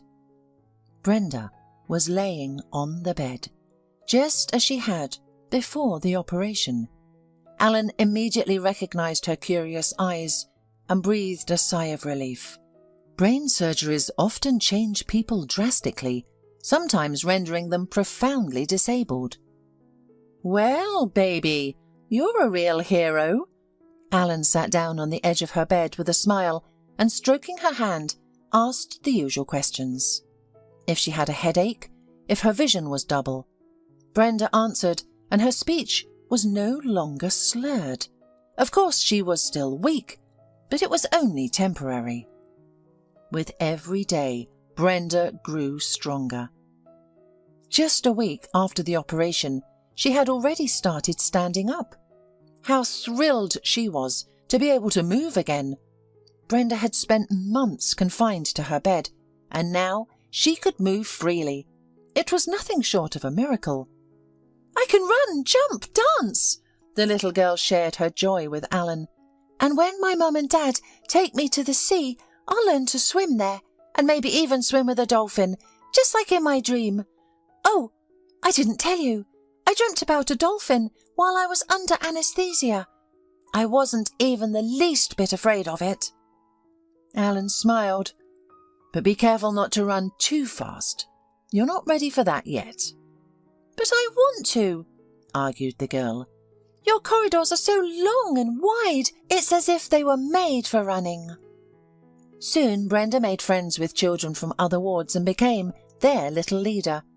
Alan would scold her occasionally, just for the sake of maintaining order, but in reality it was good for Brenda. A moderate amount of activity accelerated her recovery.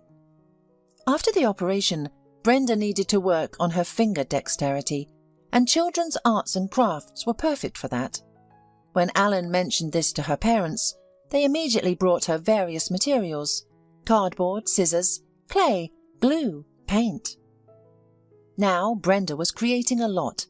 As Alan passed by her room, he often caught her in the midst of creating another masterpiece.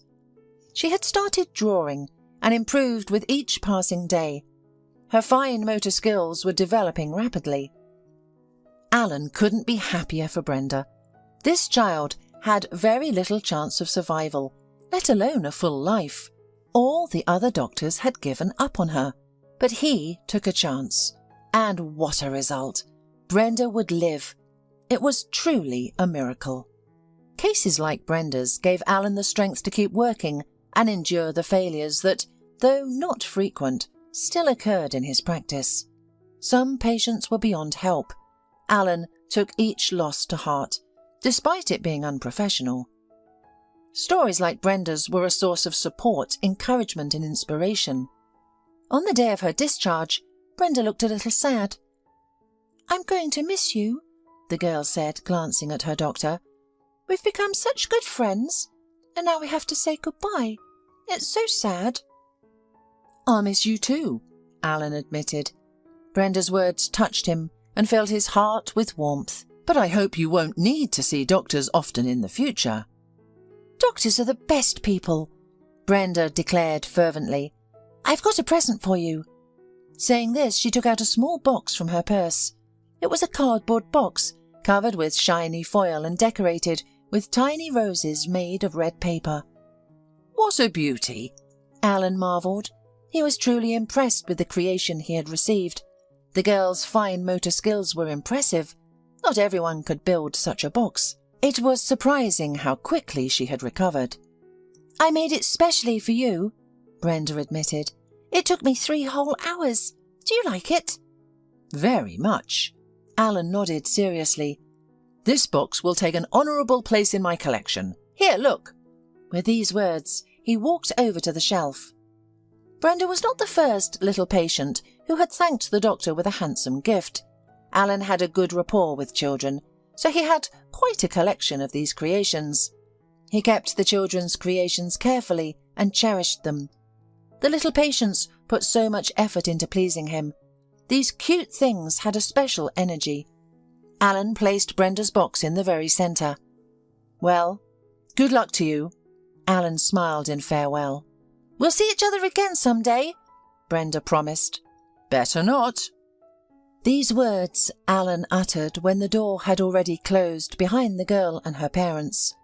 If they saw each other again, it would mean only one thing. The disease had returned, and Alan didn't want that. However, he could not imagine how fate would bring them together once more. 20 years had passed since Brenda's discharge. A lot had happened in Alan's life during that time, both good and bad. The man lost both his parents in the same year. His father was poisoned by cheap booze and had completely collapsed by then. Only his mother somehow helped him to keep a human face. Alan had tried many times to treat his father, putting him in hospitals, but it was all in vain. Doctors are powerless if the patient himself does not want to recover. And his mother had a heart attack soon after her husband's funeral. Alan realised that both parents had never coped with the loss, could not move on, and even Alan couldn't help them. As for Alan believed that it was his work that pulled him through.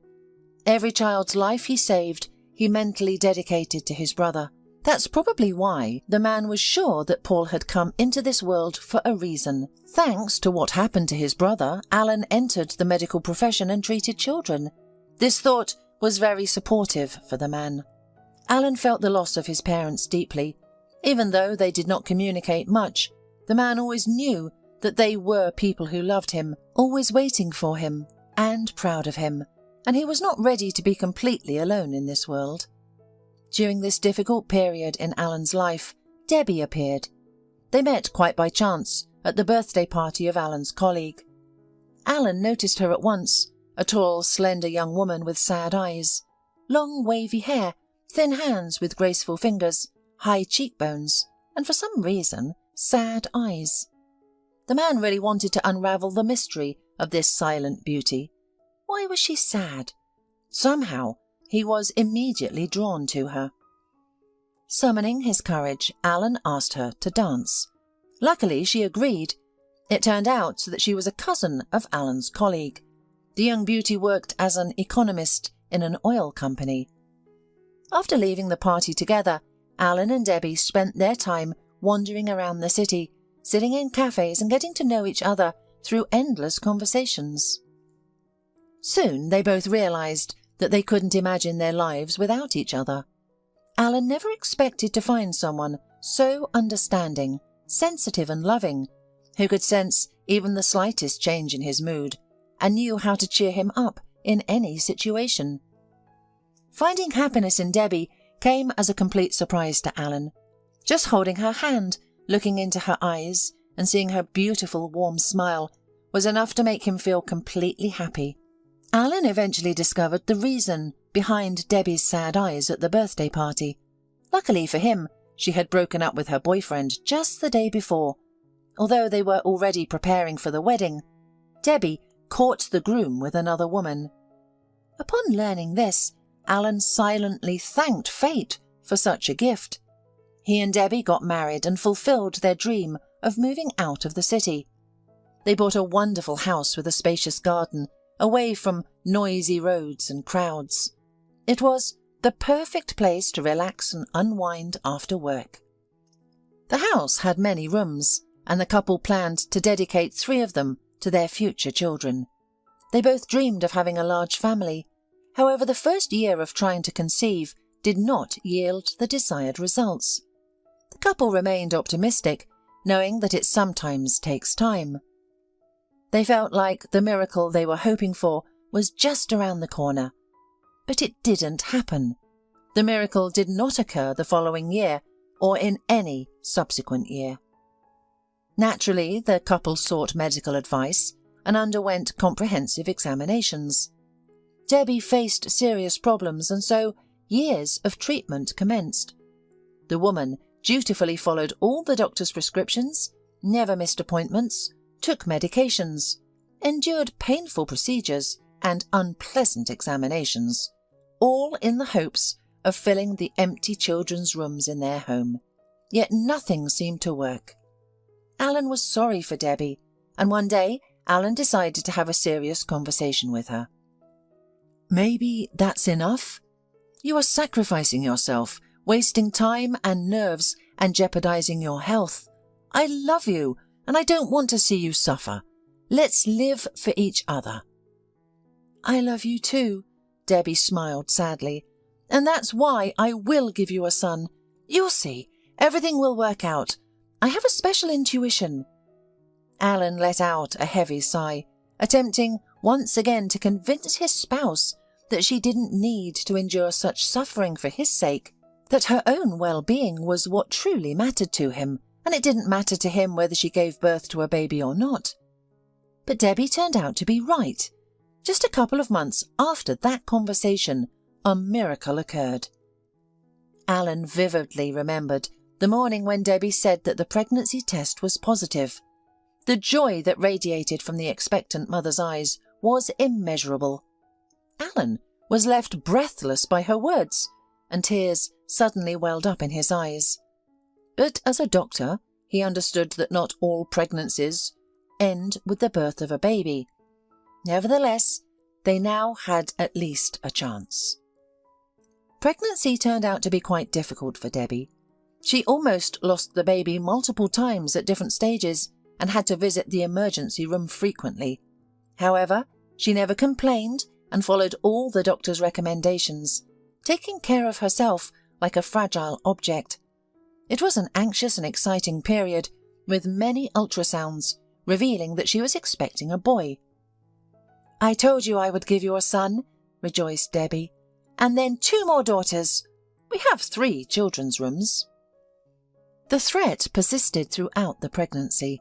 The doctors did their best to support Debbie and maintain the pregnancy for as long as possible, but it was a challenging time for everyone involved.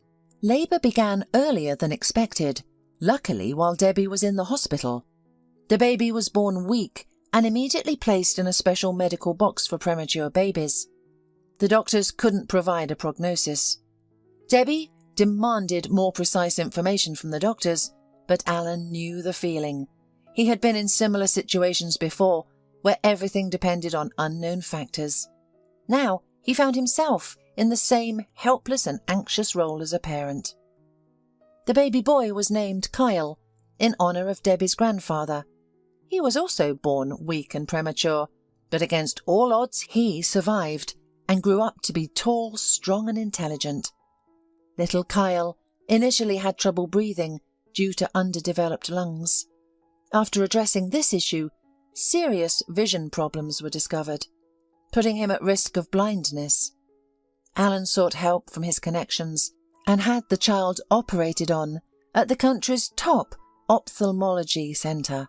It seemed like a success. During this time, Kyle had to live in the hospital and be constantly under the doctor's supervision. Debbie and Alan visited him often. With time, the baby started to resemble ordinary, adorable infants, with chubby cheeks and curious eyes. When Kyle was finally discharged at 6 months old, the couple celebrated in their living room, sipping wine near the fireplace and looking at their little Kyle, who was peacefully sleeping. Debbie and Alan discussed their son's future and made plans. The threat to their baby's life and serious health problems were finally behind them. While Kyle still had a long way to catch up with his peers, he could see and would soon start walking and talking. When Kyle was born, the doctors prepared the parents for the worst. Against such bleak prospects, the minor health problems seemed insignificant. Not everyone was born to be a superhero. "I think our Kyle will be clever," reasoned Debbie about her son's future. "His eyes are so attentive, as if he already understands everything." Alan smiled, not noticing anything extraordinary. To him, Kyle was just a child. The most important thing was that he was alive and relatively healthy. Life continued as usual. Alan worked hard, as the number of patients seeking his expertise as a neurosurgeon didn't decrease. Debbie took care of their home, preparing delicious dishes and creating a comfortable environment. Alan always returned home with great joy, greeted by the enticing aromas from the kitchen, cleanliness, and the presence of his wife and son. This was true happiness. However, Kyle's situation was not so simple. The consequences of his prematurity continued to affect his health. He frequently fell ill, and not like other children who quickly recovered. Instead, Kyle was hospitalized 5 times with pneumonia before the age of 3. He grew up weak, pale, and often sickly. Sometimes Alan's heart ached with pity and tenderness when he looked at his fragile and vulnerable son. Kyle quickly got tired of playing with his friends on the playground. The other children ran around the square, engaging in noisy battles and laughing a lot. Kyle eagerly wanted to join in on the fun. However, his energy quickly depleted, and he would return to his mother or father on the bench. He would sit there for the remainder of the outing, watching his peers with longing. It was a sad sight. But Alan was confident that Kyle would outgrow this. After all, he had overcome many challenges since birth, and he would overcome this as well. Sometimes Alan and Debbie discussed having a second child. Initially, they had planned to have a large family. However, looking at Kyle now, they felt apprehensive. At least their son was not disabled, but there were so many risks involved. Debbie herself had a difficult pregnancy and was on the verge of collapsing multiple times. The couple was scared and hesitant to plan for a second child, fearing a similar or worse outcome. Debbie often accompanied Kyle to clinics and rehabilitation centres. The boy required a lot of attention and care, more than healthy children. He received guidance from various specialists, including sports coaches, osteopaths, and experts in early development. The results were evident, particularly in terms of his mental abilities. At the age of 4, Kyle could already read slowly and handle numbers up to 20 with relative ease. "Little genius," acquaintances would jokingly call him. Alan was proud of his son. It was a joy to witness his child's achievements. However, physically, Kyle remained weak. He couldn't even be sent to kindergarten due to his susceptibility to infections. Alan pushed away negative thoughts and reassured himself that the doctors were closely monitoring his child, finding no serious issues. Yet Alan had a nagging feeling. He had encountered many children throughout his career and had learned to distinguish between ordinary children and those facing difficulties. Unfortunately, Kyle fell into the latter category. Alan kept his suspicions to himself, not wanting to burden his already worried wife. Perhaps she sensed it too. Trouble struck on New Year's Eve. Kyle stayed a bit longer than usual with his mother on the slide. The weather was warm and large snowflakes fell from the sky, creating a beautiful scene reminiscent of a New Year's card. Kyle didn't want to go home. Debbie agreed and allowed her son to play in the snow with the neighbouring kids. As usual, Kyle quickly grew tired and sat down on a bench closer to his mother. However, he refused to leave. He was sitting there with a smile, watching his peers build a snow fortress. But then the boy didn't have the strength to return home. Debbie carried him to the porch, as she always did. Kyle was only 4.5 years old, but he weighed as much as a 2-year-old. By evening, Kyle's temperature had risen. It seemed he had sweated while playing on the slide and then became chilled on the bench. The next morning it was clear that hospitalization was inevitable. Kyle had a high fever that wouldn't respond to antipyretics. Upon arrival in the hospital, Kyle was taken directly to the intensive care unit, and his parents were sent home. Debbie cried throughout the journey, blaming herself. "I should have taken him home immediately, but he wanted to stay. It's all my fault." Alan tried to console his inconsolable wife, but his attempts were not very successful. Kyle was diagnosed with bilateral pneumonia once again. This time, he was in critical condition in the intensive care unit. Alan and Debbie spent sleepless nights anxiously awaiting every phone call. Alan kept some information from his wife. Using his connections, he asked the attending doctor not to disclose the alarming details to Debbie. Kyle's life was hanging between life and death. He was hooked up to machines and receiving strong medications. Each passing day made it less likely that the boy would survive. Secretly, Alan sought help from prominent professors, desperately searching for a solution to save his son. It was difficult to go through this alone, but he couldn't bring himself to tell Debbie about Kyle's critical condition. Fortunately, the treatment was effective, and Kyle slowly started to improve. Alan felt a sense of relief, as the son's life was no longer in danger, even though he remained in intensive care. However, the intensive treatment and serious illness had left their mark. Kyle had been cured of pneumonia, but at the cost of acquiring a heart defect. The medications given to him had various side effects, but at the time there was no opportunity to discuss the potential harm of the treatment. Kyle's health now had consequences that couldn't be ignored. In addition to his other problems, Kyle now needed to see a cardiologist. Initially, Debbie was relieved when the immediate threat to her child's life had passed. However, the new problem threw her unbalanced once again. The doctor's prognosis sounded almost like a death sentence, as Kyle's condition continued to deteriorate. Debbie, for the sake of her son, gathered her strength and resolved to fight for him. Alan admired her resilience during this difficult time. She had to stay by Kyle's side in hospitals, follow the doctor's numerous recommendations, and manage a strict schedule of physical exercises, medications, and constant monitoring of his heart rate. These responsibilities kept Debbie's mind occupied and prevented her from succumbing to despair. She was determined to move forward and fight for her son. Unfortunately, Debbie was unaware of the complete truth. Kyle needed surgery. It was a complex and lengthy procedure that had been postponed. Debbie believed it was because of her baby's weakness from the previous pneumonia. In reality, no surgeon wanted to take on such a high-risk case. Alan knew that the chances of Kyle surviving the long operation were slim. He had sent his son's medical records to various medical centres and clinics, even those abroad.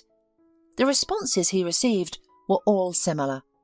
Alan realised that without surgery, his son's condition would continue to deteriorate, and they, as parents, could only watch helplessly. Coming to terms with this reality was difficult. Though no one could provide an exact timeline, Kyle's life expectancy was limited. Maybe a year or two, but no more than 5. However, surgery was a tremendous risk for Kyle. It may not help, and could even hasten the end. The boy might not wake up from anesthesia, and the delicate manipulation of his small heart required the highest level of expertise. No surgeon was willing to take on such responsibility. Alan felt hopeless. Losing his son and fearing for his wife, he knew that if the worst happened to Kyle, Debbie would struggle to bear the pain. That evening, Alan was sitting in his office, trying to catch up on work after a long day. He didn't rush home since there was no one waiting for him there. Debbie was once again with Kyle in the hospital, ensuring he received supportive therapy. Unlike Alan, his wife still held on to the hope that everything would turn out fine. She remained unaware of the true severity of the situation. The letters on the report danced before his eyes, and he couldn't concentrate. Exhausted from the day and consumed by worry for his son and wife, Alan decided to call it a night. Before heading home, he would have a cup of coffee to keep himself awake during the drive. As Alan made his way to the coffee machine at the end of the corridor, he spotted Jonathan, a colleague and long-time friend from the cardiology department. Jonathan had done his best to help Alan during this difficult time, using all his connections. Alan was grateful for his support. "Hello," Jonathan approached Alan, holding a cup of steaming Americano. "What are you still doing here? Why aren't you home?" "Working hard," Alan replied with a smile. "Good. I have great news for you. I intended to tell you tomorrow, but since you're here, I'll share it now. Your Kyle has a real chance of recovering." Alan looked at Jonathan with a mixture of hope and skepticism. He wanted to believe, but he had experienced disappointment before. "There is a young cardiac surgeon working in University Clinic. She graduated from the medical academy not so long ago, but she has already gained experience. She cooperates with foreign clinics, is fond of scientific work and innovations. It's a mystery how she manages to keep up with everything. This doctor specializes in children, and she's already helped some patients with severe heart defect." Strange. Alan was surprised. It turns out that she is a star in the world of medicine. But why don't we know anything about her? "She's a rising star. Her fame is still ahead of her, and very soon everyone will know about her," Jonathan assured confidently. "I contacted her and sent her Kyle's story. I haven't even told you anything, so you wouldn't get your hopes up. I can see how hard it is for you. But tonight she sent me a reply that she was ready to take Kyle for surgery. And you have a meeting the day after tomorrow. I've already agreed with the chief. They'll let you go. You'll fly to her. Everything will work out. She is very talented, and she already has a lot of experience, so don't look at her age. And so, 2 days after this conversation, Alan was sitting in front of the office of Dr. Smith, the young female surgeon who was to save his son. To this time, the man had learned a lot about her, where she studied, where she practiced, what she excelled in. According to everything, it appeared that Dr. Smith was really a young talent. In her practice, there were many complicated cases. Alan has seen pictures of her, young, beautiful, big-eyed, more like a model than a cardiac surgeon, and yet Alan saw something vaguely familiar in the face of the young doctor. She looked very much like someone, maybe of an actress or a singer. Now Dr. Smith was on her rounds. According to the staff, she was very attentive to her little patients. Finally, light footsteps were heard at the end of the corridor. Alan's heart pounded excitedly. When she reached Alan, the man again experienced a strange feeling. Somewhere he had already met this woman. Dr. Smith smiled kindly at him and invited him into her office. This smile made the man's heart warm. Apparently, Dr. Smith is an open, sensitive person. It is always easy and pleasant to work with such people. In the office, Alan involuntarily looked around. Everything was just like his own, shelves filled with books, folders with papers, piled with documents, a table, a couch in the corner, and even a shelf with children's creations. Seeing this mini-museum, Alan smiled. "Grateful patients?" he asked, nodding at the shelf. "Exactly," Dr. Smith smiled. "Please sit down." "I brought Kyle's medical history." Alan handed the young doctor a puffy folder with documents. "Your colleague has already mailed it to me.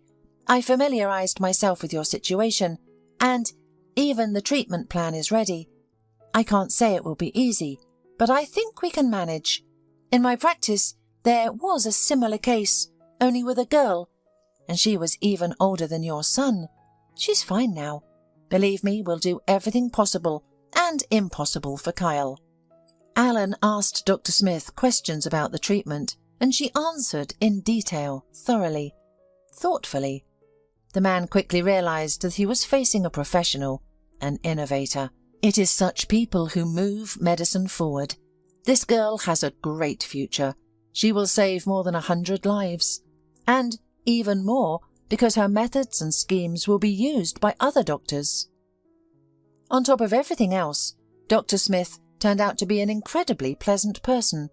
She looked at Alan with sympathy, tried very hard to support him, to cheer him up, understand how hard it was for him. When the formal questions were over, Dr. Smith suddenly asked the man an unexpected question. "Don't you recognize me at all?" Alan looked more closely at the young cardiac surgeon's face. Those grey eyes of hers. "Your eyes, they look very familiar," Alan admitted, "but I can't remember where we've met before." "No wonder," Dr. Smith smiled. "It was so long ago, after all. I was barely 10 years old then. I'm Brenda Smith, one of your patients." "So that's it." Alan slapped his palm on his forehead. "Well, of course. I'm so glad you're doing so well." "Thanks in part to you," Brenda smiled. "You saved my life back then. They didn't want to take me on. They had already written me off. My dad told me about it later. I will do everything to save your son. It's amazing what fate has decreed. Now Kyle will become my patient. It's no accident. I believe in signs. We surgeons are superstitious. Well, you know that." "Yes, I do. I believe in signs too. That's how fate works." "Now I find myself in your parents' shoes." It's scary to imagine, but don't worry, everything will be fine. Soon after that conversation, Kyle was transferred to the hospital where Dr. Smith worked.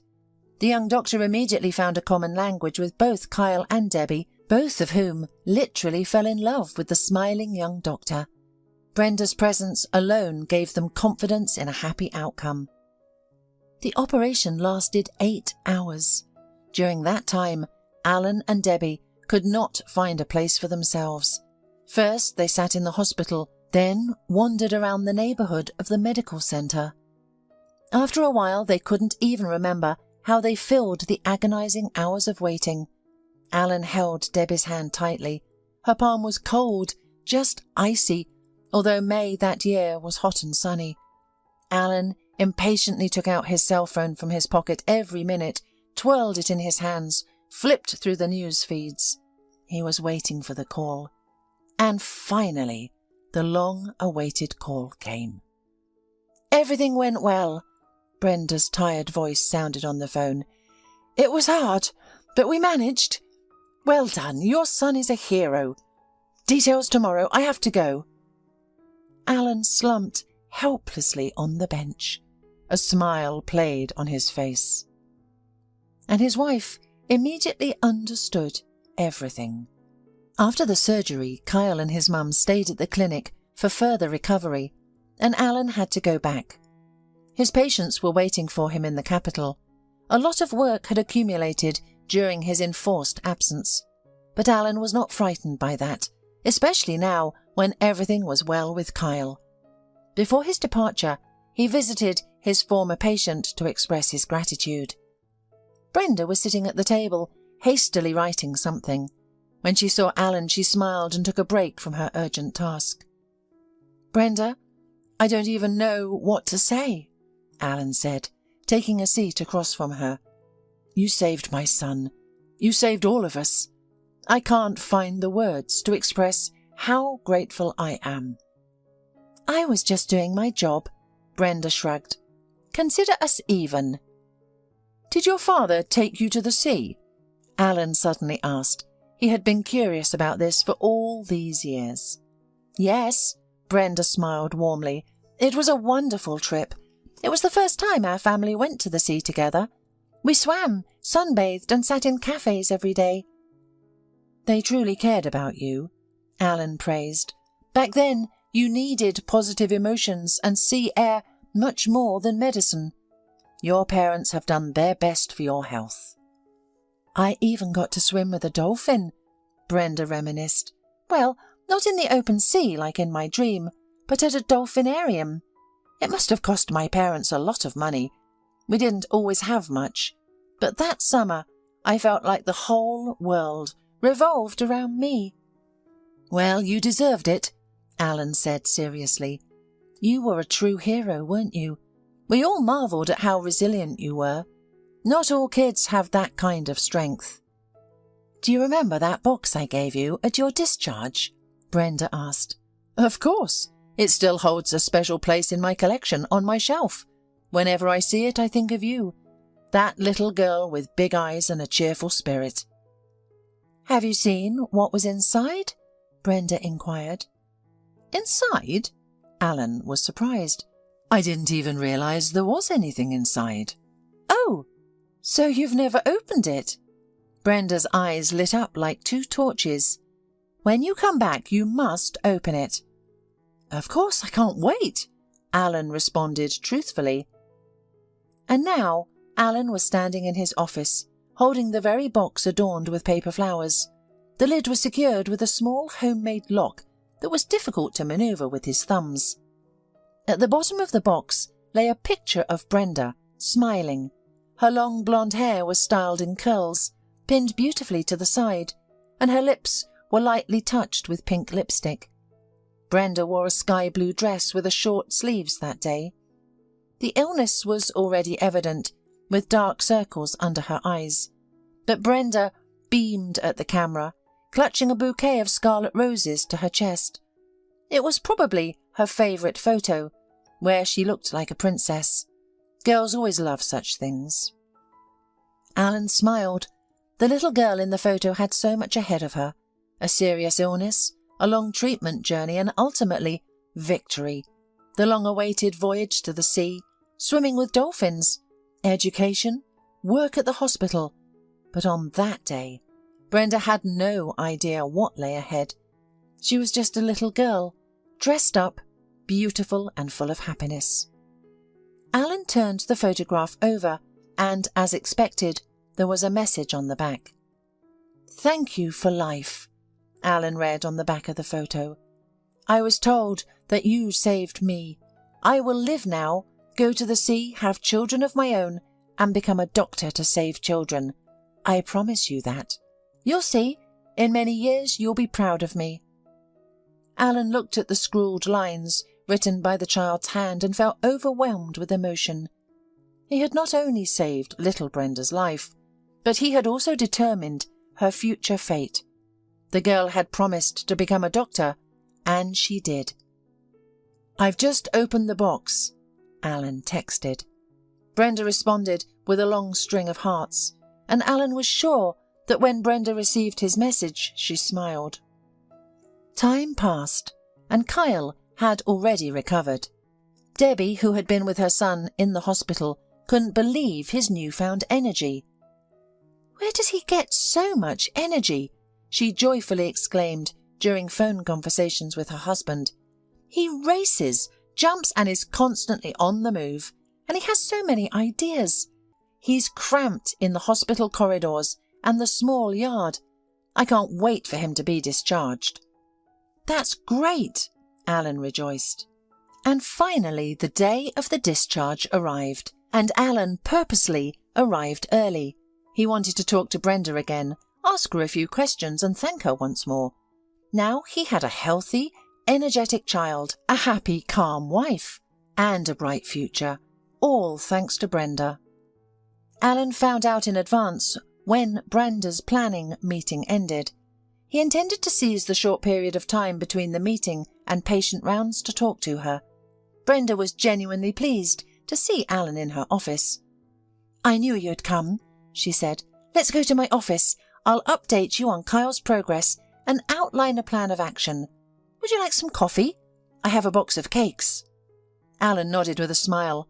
They sat in Brenda's office enjoying coffee and delicious eclairs, conversing like old friends.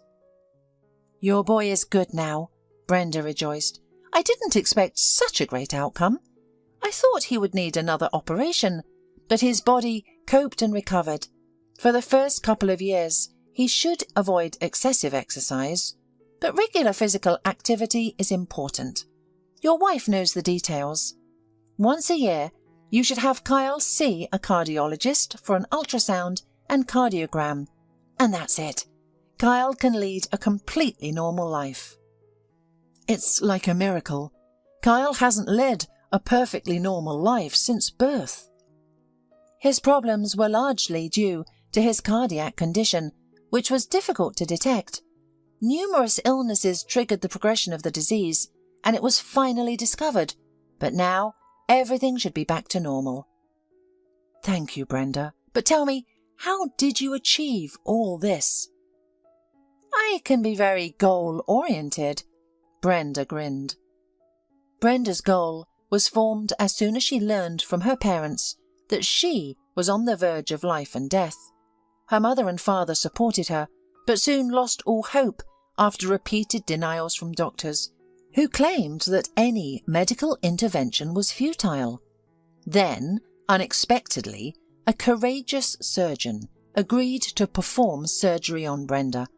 He did not provide any prognosis, but assured them that he would do everything in his power. Brenda's parents had no other option. Thus, they agreed to the experimental procedure, giving their eldest daughter a small but precious chance of life. When it became evident that Brenda was recovering, her father joyfully revealed the truth to her. "So if it hadn't been for Dr. Allen, I wouldn't exist anymore?" the little girl clarified, looking at the adults. "Yes, daughter," nodded her father.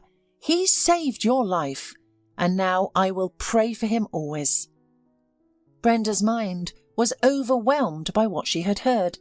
She understood that babies are born, grow up, and eventually become old men and women. She knew that people, like their old neighbour or her father's grandparents, pass away.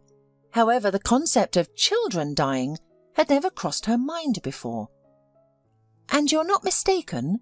The girl seriously questioned her parents, her eyes filled with water. "Children haven't experienced life yet. They still have to study and then have their own children. They can't die." That night, Brenda couldn't sleep as the injustice weighed heavily on her mind. She contemplated how sad and frightening it is. However, she also realized that she herself could have. It was her doctor who saved her. "I want to be like Dr. Allen," Brenda declared firmly. She spoke this phrase aloud into the emptiness and darkness of her hospital room. From that point on, Brenda had no doubts about who she wanted to become when she grew up. At first, her parents only smiled at her fervent declaration that she would become the world's best doctor and cure all children. But Brenda persistently pursued her goal. She watched medical channels, asked to buy anatomical books. Gradually, she began to understand the complex Latin names, studied the basics of genetics, and read chemistry textbooks from the local library. She became engrossed in medicine, finding it incredibly interesting and fascinating. Her parents tried to dissuade her from entering the medical academy, suggesting other options. But Brenda stood her ground. Medicine was her only choice. And Brenda succeeded.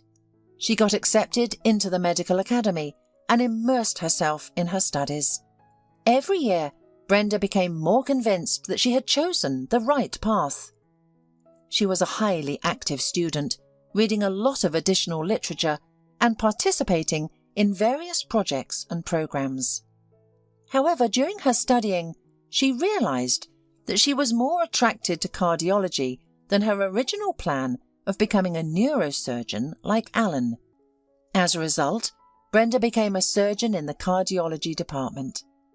During her first operation, Brenda's heart pounded so hard that it seemed to echo through the entire operating room.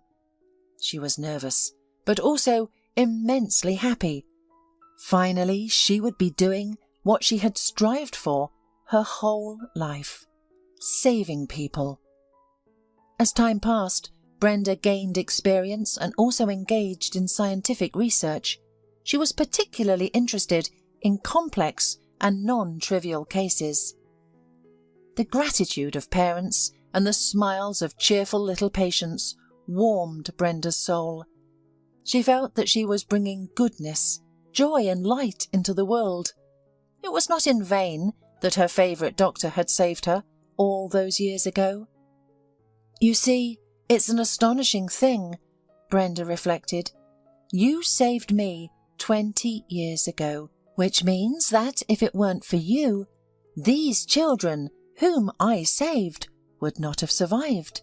That's incredible. I became a doctor. Some of your patients became teachers, engineers, drivers.